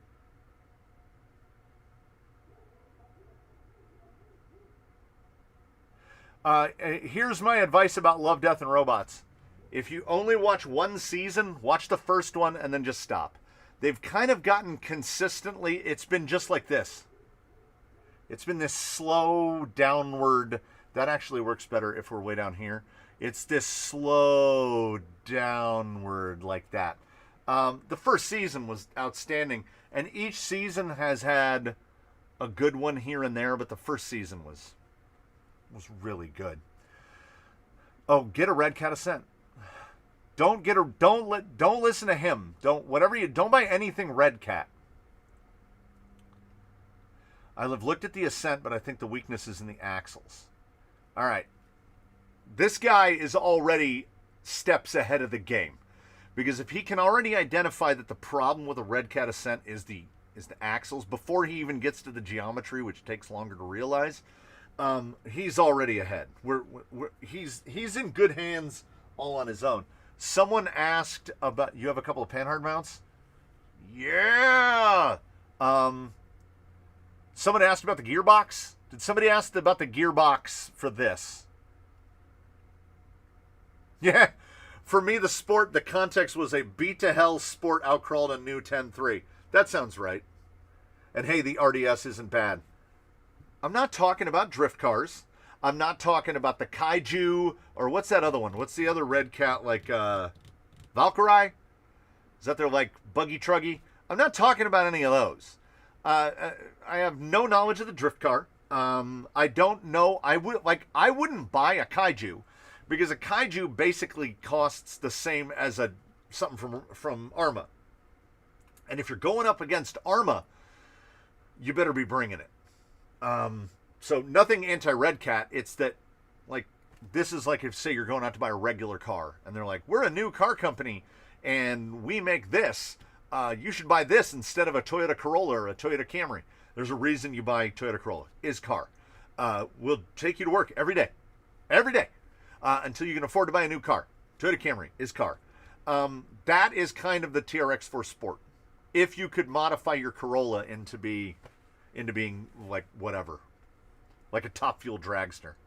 I'm mostly looking at avenues to get my Sport for a fair price, but for crawling, I want to make it a semi-class 2, but still panhard.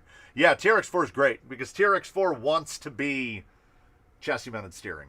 The C-channels, I strongly recommend against anyone trying to go servo and axle on a TRX4 inside the C-channels. It doesn't like it. It doesn't want it. I don't think you've ever reviewed an Ascent Fusion. Maybe you need to. I never have. That's true.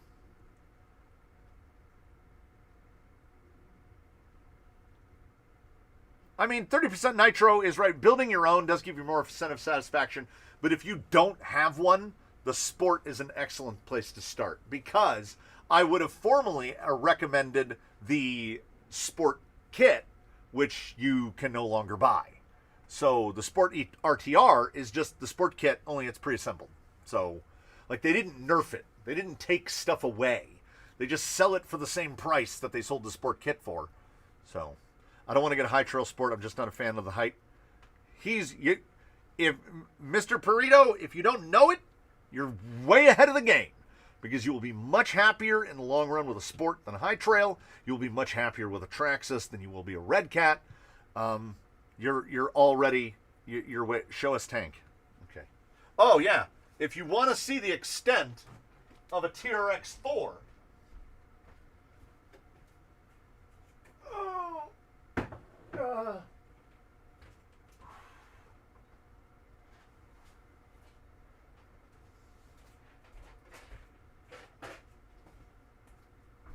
In case you didn't know, I had to raise my hands pretty high above my head to get Jake back in his slot, Good old tank. Got the GRC up in the front. So see, this is still a TRX4. We still got CMS. We still got the gearbox. TRX4 axles. Is it brazen? I think it's a brazen. Steel rails.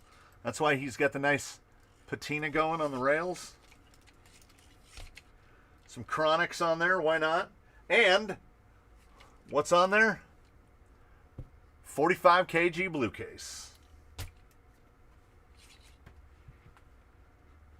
What is his what's his power plant? Legacy 1800. The old timey one, plenty of room. Yeah. TRX4 is great. I believe the rig name was Bonk. Now I'm thinking about building a Bonk clone. Straight axle TRX4. Yeah. Yeah, it's more, with the parts availability of a TRX4, it's more about upgrade parts. It's not about replacement parts. Like, I've killed spurs a couple times, usually via stupidity. If there's one part that you will end up replacing, it will be this, the link mount / panhard mount. If you go to a strong enough servo, you will eventually just break through the mount. But Traxxas knew what they were doing, so it's a detachable part. So you just replace the part. But I've broken 2 of those in the plastic one. What are those are Scorpios. J Concepts Scorpios, which around here didn't really work on anything. And then we did a tire testival, and he's on Canyon Softs front, mediums rear, and they work great. Ain't nobody got time for Red Cat. That's true. And this is a Red Cat body. This is from one of the Red Cat monster trucks, and look how nice it fits on an LCG TRX4. It's great. It's a little guy. It's a good little guy. Yeah, TRX4 is just exceptional versatility. Oh, uncompleted thought. Somebody said, what are you doing about gearbox? Well, I had to do a little dremeling, but look at this. Look at this little job here. So this is the Vanquish skid. It's a VS410 skid. It's got the spacer on it to get the weird fox belly in there. All right. 50 tooth spur, 14 tooth pinion. All right. I'm going to be crawling semi-wooded areas in a dusty indoor area. Yeah, tires are going to be is going to be the toughest call, because tires are really going to vary. Is that a dog? Is there a dog in my yard?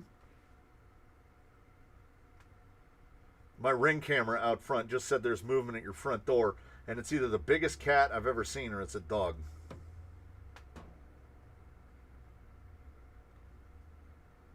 It's gone. That was definitely a dog.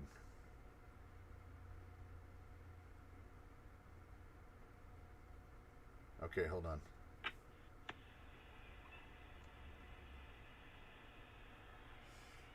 That's a dog, right? What? Okay, first off, how did that get there? There it goes. Oh, he's in the carport now.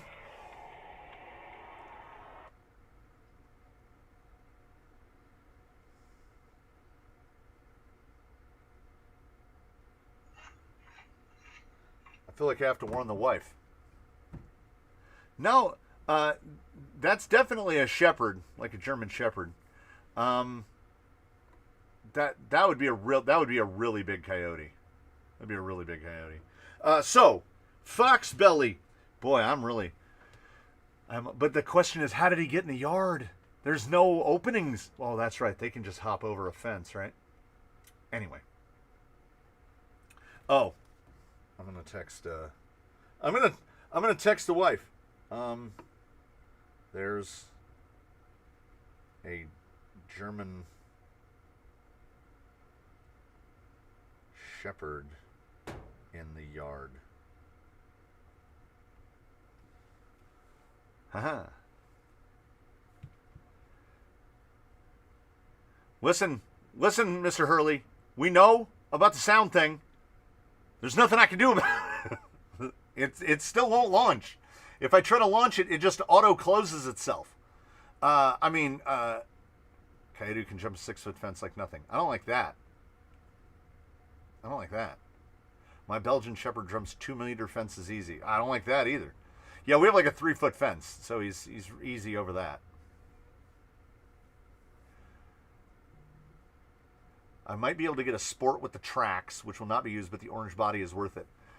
You'll be able to sell the tracks and just put tires on it. There's actually no difference. The tracks just literally bolt onto the portal boxes. So you'd be able to just put tires on it, and the tracks comes with the really, really soft springs on it. So that's kind of an advantage.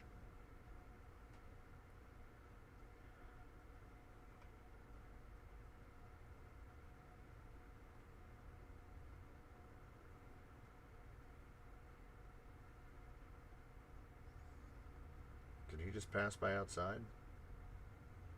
Oh no, the wife's out looking for the dog now. Okay, that's an actual person. Is the green skids on the side 3D printed? No, this is all part of the optic. So next week, the audio will be back by hook or by crook. If I have to, okay, after this is over, I will do the rigmarole. And if that thing doesn't pet back up, I'm buying a non-Logitech microphone. And then we'll deal with all of the technical issues of you guys will have to help me set up the volume output level of the microphone. It'll be fun. We'll have a good time. So Mr. Truitt has said that he has Panhard mounts. So that works out for us because now we can build this thing CMS because I feel like it needs to be. Look at how good the fitment of this thing is. Look at that. Look how good that is. Yeah, if you can get a Trax on the cheap, oh, that's awesome. Okay, so, was that Mr. Klauser? Yes, Mr. Klauser. Is that a picture of your beautiful life on the shelf? That's the second time I've been asked that, and I love it.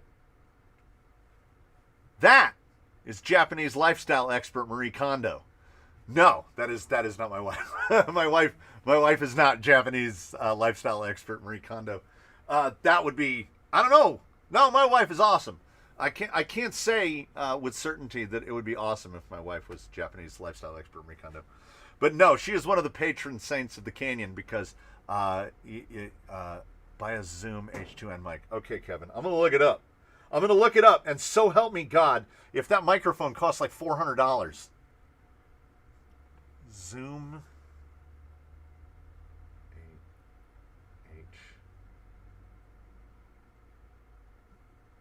H2N.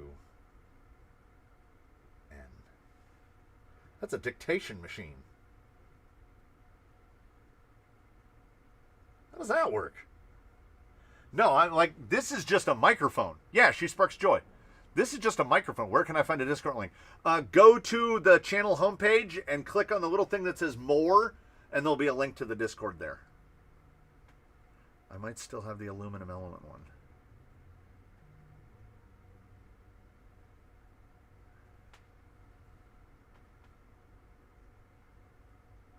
I'll send you mine for free so you can check it out. Wow. Whoa, hey. His wife has a fantastic sense of smell. Yes, she does. Yes, she does. Annoyingly so. Shure SH500. That's just a microphone. And that's the, okay, here's the deal. So, oh, we have cable. Let me untangle here. Turning it the wrong way. Wow. You ever get that thing with anything you have plugged in with a cord where you've picked it up and set it down? This happens to my this happens to my heat gun all the time. You pick it up one way and then when you set it back down, you pick it up, and then when you pick it up again, you turn it like that until the cord is like a corkscrew. That is what happened to the cord for camera 3. So inside the world again, there's you, there's me, there's the microphone up there, right? That's where the microphone is. It's kind of off to one side. Here I am. There's camera 2. See how it has a 2 on it? That's so I can remember. Camera 1, camera 3's in my hand. It needs to be a microphone that can be. Okay, look here. Watch this. It's way up there, right? It can't be the. Look how warm that light is. It can't. Look how big that is. I have a laser. It can't be any kind of microphone that, like you see the podcaster microphones where if their mouth moves this far from the microphone, you just can't hear them anymore.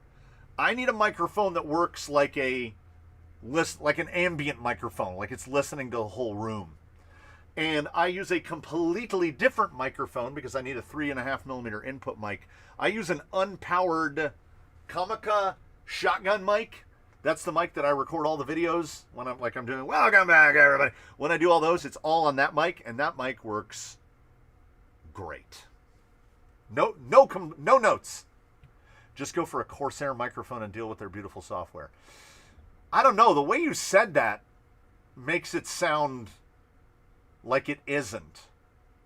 It's cool hearing you and the good lady having a good time trailing. We're having a great time. I was a non-believer until I spent the money. Holmes Crawlmaster V3 ESC. That's basically just a Rhino V40 with different software.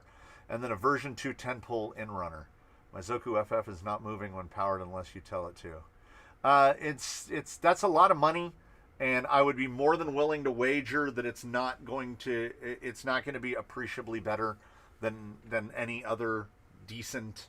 I have tiers of setups, going from the economical to the kind of, I only spend the money on this because I want to, and definitely all wants over needs.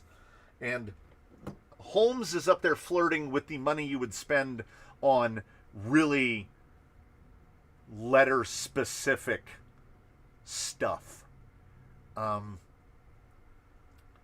For what it would cost for that in-runner and that V3 together, there's like half a dozen setups that I would buy first. Mostly because of the horrific experience I had with the Crawlmaster V2 and the substandard experience I had with the Crawlmaster V3. I can't speak to the in-runner, but I'm sure it's great. But the price point for what you get is boutique high. Love the exploded Tribble microphone. Yeah, it's I don't know if that picks up. I'm petting it. I call it a rabbit butt, and then everybody laughs. The rabbit butt works great. There are 5 mini mics built into it. Oh, I'm wondering what if you ran all your audio through your amp. Okay, we have another suggestion. Shure MV7X. Yeah, that's those podcast microphones, isn't it? Where you have to be like inches away and it has XLR output. No, it has USB. Well, the MV7 Plus does. That's a $300 microphone. Ideal for vocal engineering and podcasters. Yeah, I get this sensation that the Shure microphones, you got to have your face right on top of it. Oh wow, an optic. I might get to do a new project on one of my 27 optics from Trucks of Fortune. Now I'm interested. What are the plans? No. Okay, don't listen to Mr. Simpson. I am definitely not doing IFS or trailing arms. I meant to share when I was looking at the drive shaft adapters that Deluxe has for the temper they sell. Build your own drive shafts that you can. Those are 4mm or 5mm. Oh yeah, I've seen the ones with different ends. I've seen quite a few posts about the new Homes 2-in-1 being awkward to fit with the end plate on the motor, especially on the VFD. For anyone adapting UTB 18 gearbox to 10th with axles or the other way around to gearbox, currently disassembling my TRX4 tow truck. Would you be interested in a Fusion 1800? That's what I just put in there. Not sure how to find your address to send the mic to. Oh, send me an email, crawlercanyon@gmail.com. When are you going to add 1/8 scale censored brushless system in the TRX4?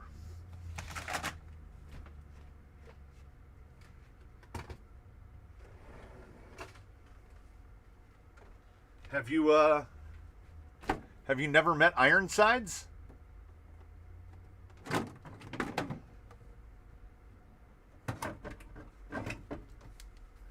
Toro RC 4268 2650 kV censored.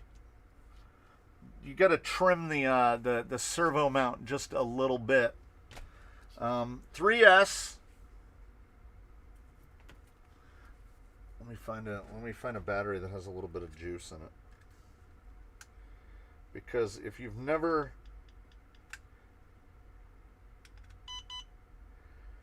99%. If you've never experienced the wheel speed of our good buddy Ironsides with a TRX4 2-speed,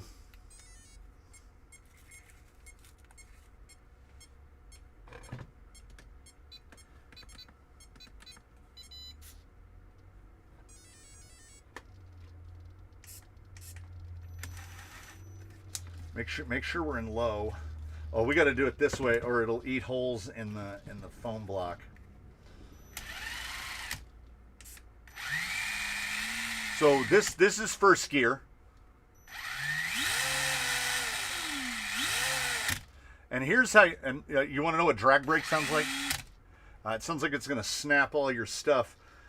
This is the only Castle controller running in any crawler here, and this is a vintage Mamba Max Pro from over a decade ago, probably close to 15 years ago now, that has had like the fan and all that stuff, like the wire had to be replaced, all the wires were broken off, I had to resolder bullets onto it and all that stuff.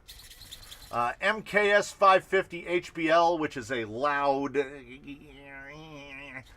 but it doesn't really matter. There's that. It doesn't really matter on this thing because we'll. So in low gear, you can get reasonably slow. Get a good revolution rhythmic click. Second gear.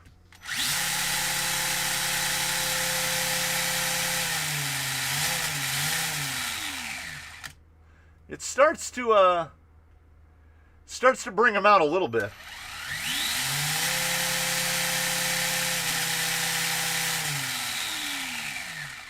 And don't forget, that's an 8th scale. Like, okay, so ordinarily, when you shift a TRX4 into second gear, you lose a lot of your drag brake because you've lost a bunch of mechanical advantage. But we can just turn them. But if we... Oh, we can't... Yeah, there we go. There you go. Yeah, so he's got about 14, 15 pounds of drag brake. So he'll hold himself in place. And, and don't forget, that'll go up to 6S. And so will that. So that would be a terrible idea. Not recommended. A 4S battery would get this guy like mid-20s. 6S, if things held together, high 20s, low 30s, I would think. And that's on That's on ripsaws, which are basically a hair taller than class 1s. Put some 465s on there, and he's gone like a missile. So yeah, 4S, the problem is all the motors are huge. Like, they're not going to fit in most things. So while we are not doing... Oh, by the way, remember how I have a laser? I cut... And the first batch were just done in... well, that actually looks good on camera. I don't know, that looks pretty good on camera. I cut a bunch of these. I don't know why. If anybody needs one, let me know. I'll put them over with all the rest of the crap. Categorical. We categorize it. So, while not trailing arms and IFS, I think we have a reasonable... oh, my hands smell like laser now. I think we have a reasonable replacement for that. Mias isokinetic. So we will that's gonna be mounted probably right about a little bit back of where that is right there, because we are indeed gonna go CMS. Oh, I hope this isn't the dead one. This should be a live one. That will go like that. Does that stick above the hood? Oh, do you have to mount it from the bottom? I think you do. Yeah. Okay. Well, there's a little piece to grind off. Okay. No, maybe you do mount it from the top. This is all stuff that we're going to have to figure out.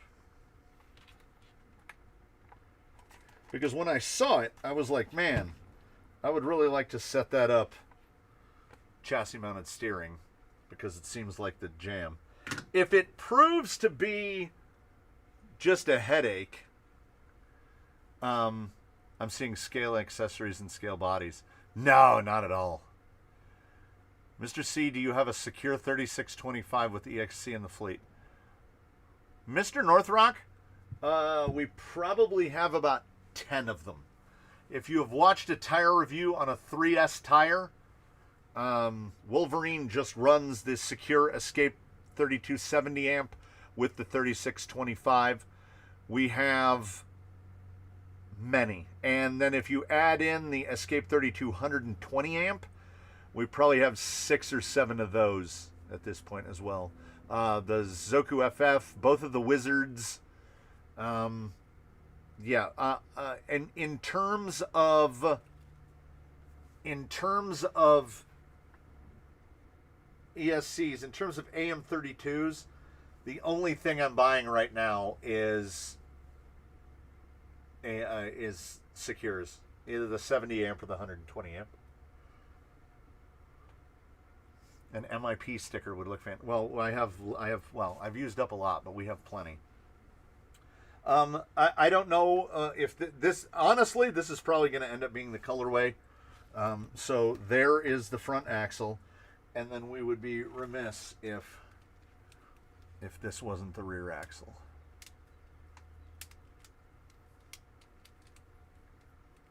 So, yeah, I'm not here to make this handle like shit, is basically what it is. I know a lot of people are saying IFS. If you want an optic that handles like shit, you just buy an optic, right? I want an optic to climb rocks. I don't want to build a trail buggy, because Vanquish already makes one. It's called the H10 optic. I want something that will actually crawl rocks. So I'm going to put parts on it to make it crawl rocks. It's going to have a fox belly, which, if you'll notice, did anyone pay attention to where the gearbox outputs are?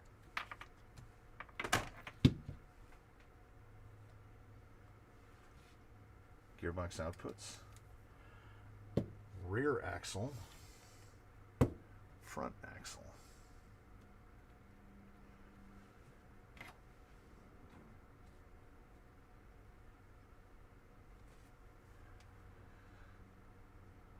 Just straight in a line. Like, look how nice that is.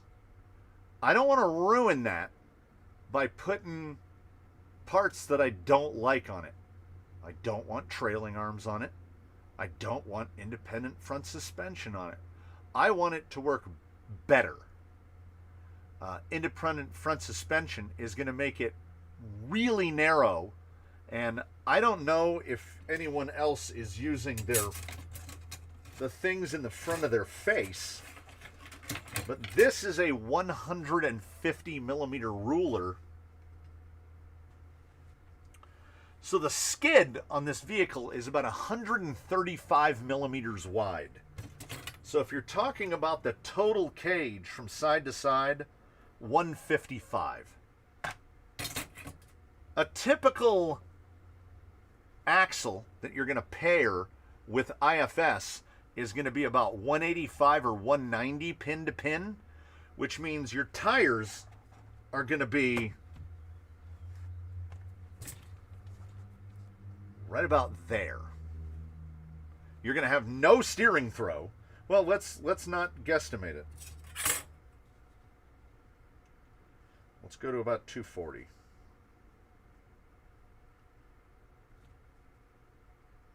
Yeah.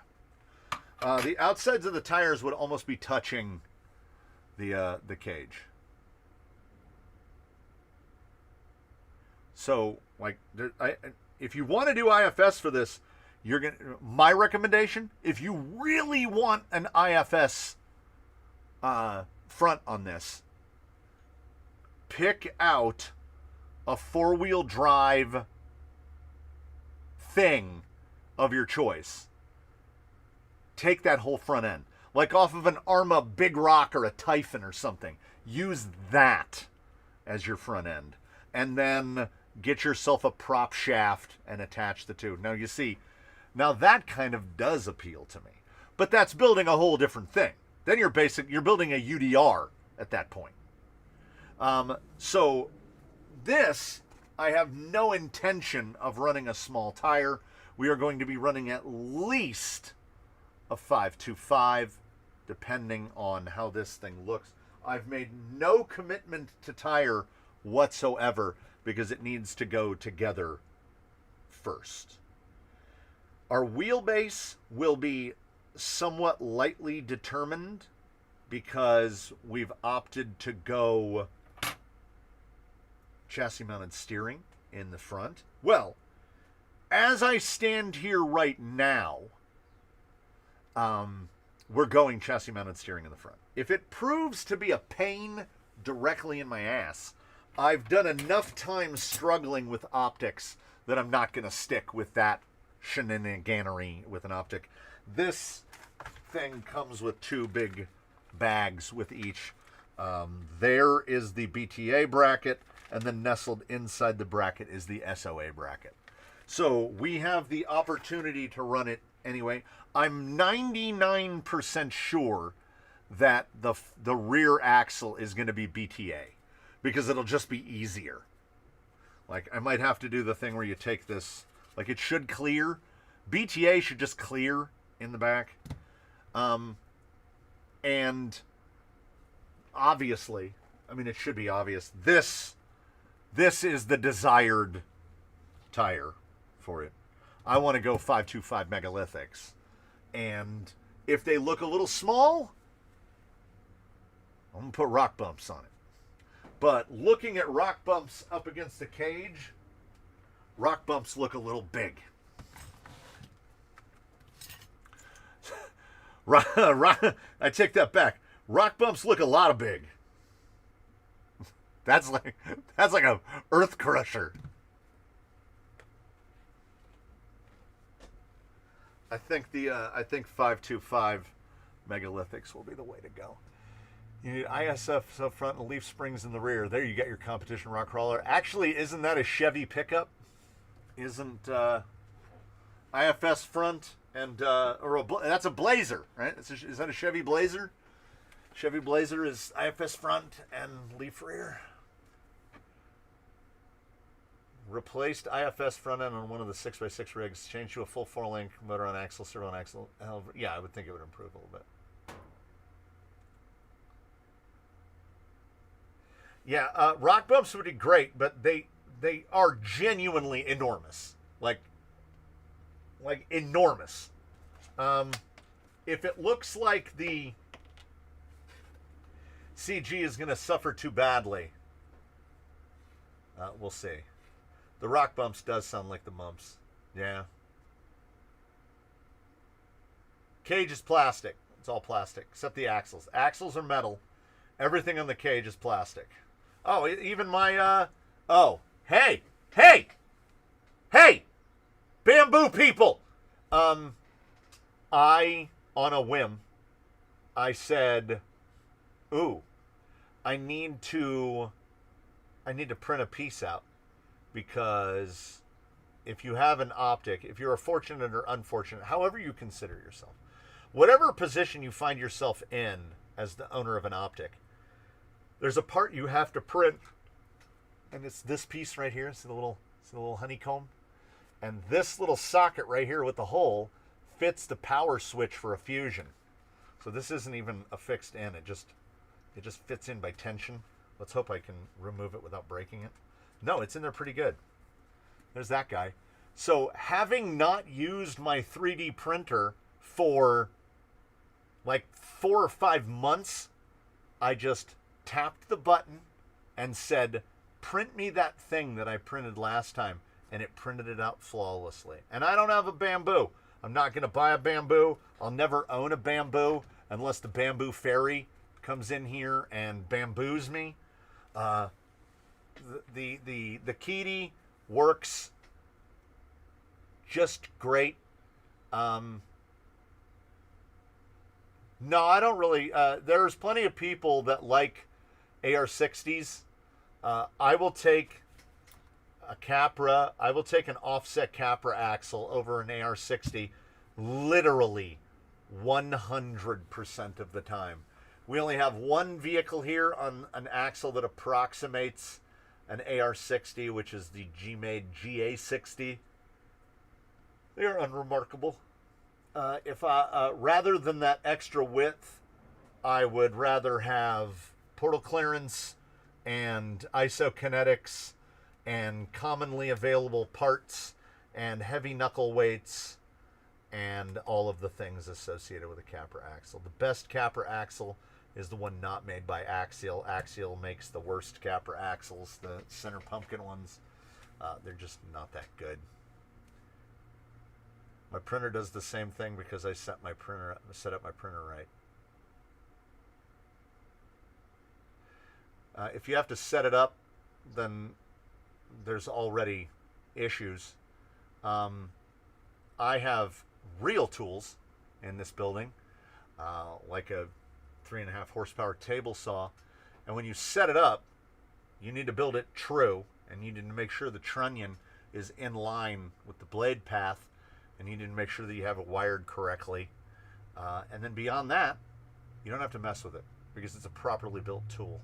And my table saw is probably at least 30 years old, probably closing in on 35 years old, and I cut with it all the time and every day, because it's a tool. The 3D printer is almost a tool. It's almost a tool. But a 3D printer exists in a space of artificial convenience. These are 3D printed.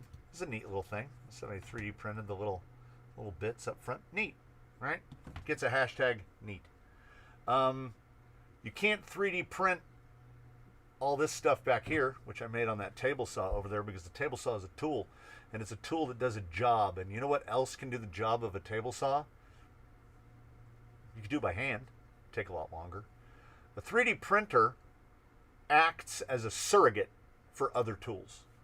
It allows you to make a part that prevents you from having to use real tools, like the CNC machine that made this, right?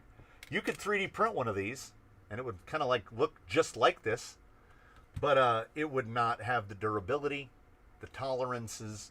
It wouldn't have anything that this has. 3D printing is something that is in its infancy, and I'm sure that 20 years from now, 3D printers will be firing out parts that are indistinguishable from parts like this. But we're not there yet. Right now, a 3D printer is easy mode. It allows you to take a part and make that part, but that part is going to be at its very best equivalent to the injection molded part that you are simulating. It takes less time ultimately. Like, I mean, if you're designing your own parts in CAD software and printing them out, that's great. That's great. But 3D printing is not this grand, oh, it has rendered all other forms of fabrication obsolete. It's died. That's not 3D printing's space. 3D printing is great if you're addicted to Warhammer. Then you can print the little figurines out and spend less money. You don't have to buy the figurines. You can print them out yourselves. But I've never seen an instance where I would, if there was the option, if they sat side by each, and we had in one hand, this one is 3D printed, and this one is injection molded. This one has no advantage over this one. None. The convenience and the advantage of the 3D printer is that you can convince yourself that it was more inexpensive to print this one, because you don't have to buy, build, design, engineer, and set up a 3D printing and injection molding machine. The 3D printing thing is definitely becoming a burr under my saddle, because people either wield it like a weapon. Oh, I just 3D print that, bro. Why don't you 3D print your own? Because I make things, actual things, like out of metal and other solid materials. I will take a aluminum or carbon fiber frame rail over a 3D printed one 100 times out of 100. I got the printed parts for free-ish. That's accurate. Yeah, it's free-ish. Ignore all of the sunk costs, ignore the operating costs, and just view it in terms of what it cost per pound of filament. Why do we keep talking about the auto stuff? It's the software issue. So yeah, I can't. Okay, I feel like this is PG-13. If there's kids in the room, I do apologize, but maybe the microphone issue will keep it quiet. There's nothing I can fucking do about it. The software isn't working. I can turn it off, and then we won't have the problem. I would never trust a 3D printed part of my downhill mountain bike. Yeah, exactly. Do you want to back the guy that is offering new 3D printed forks for your mountain bike? Hell no. I don't care what the 3D printing is.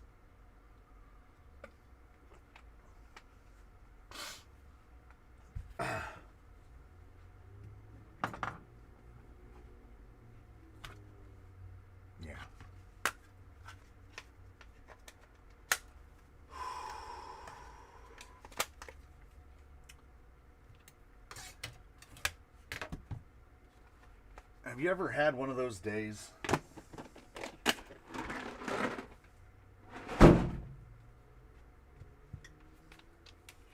I'm having one of those days. Friday. Friday is my happy place.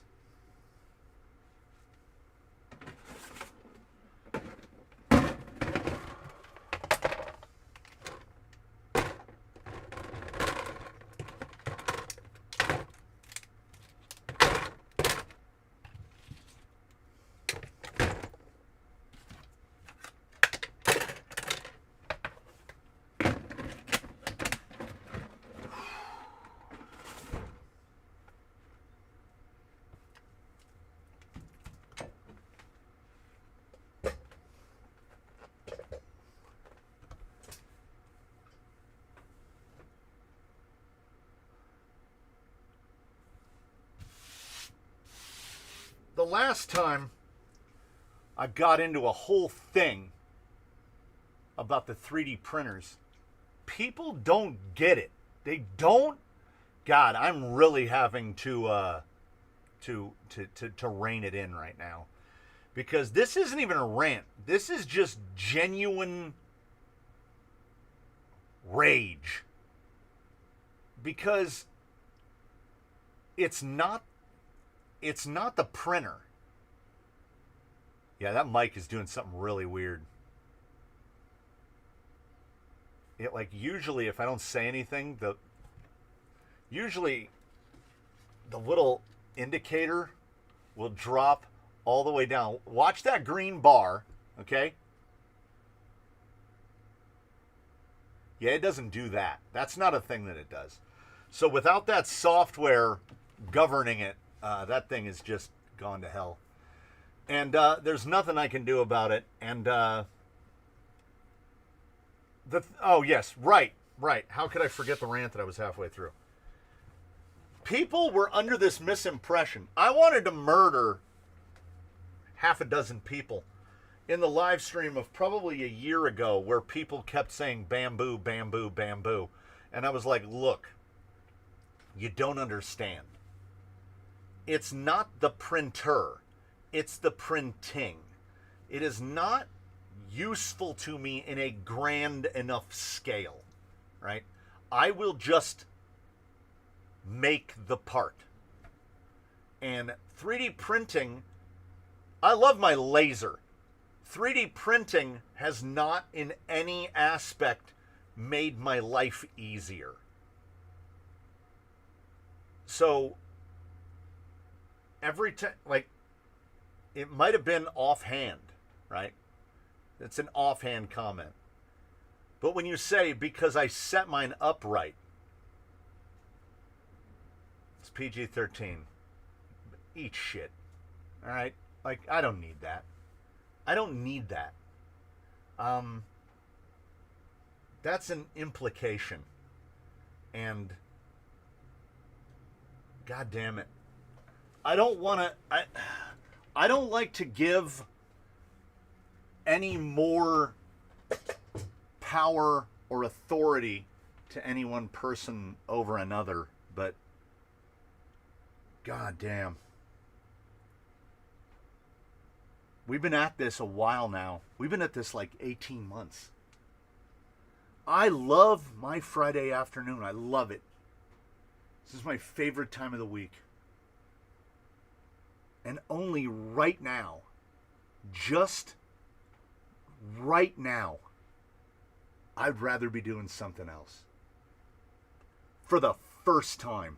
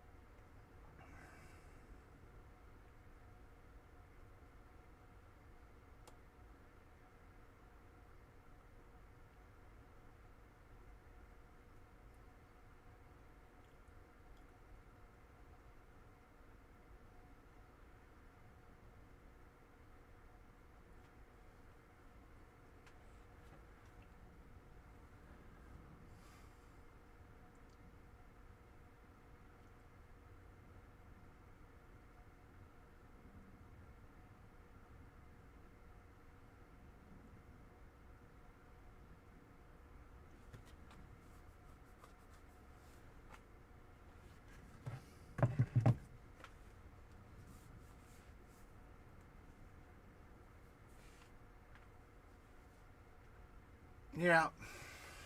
I think I came to the decision some little while ago.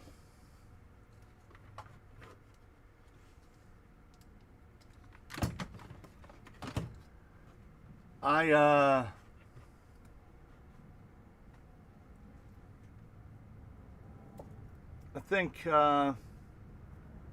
think we're going to set a precedent today.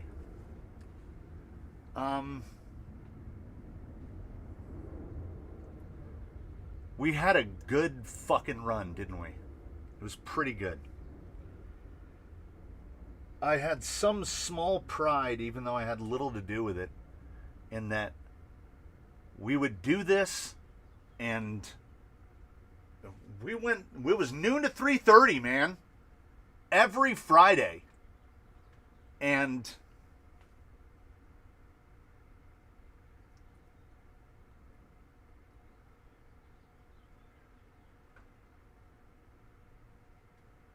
yeah.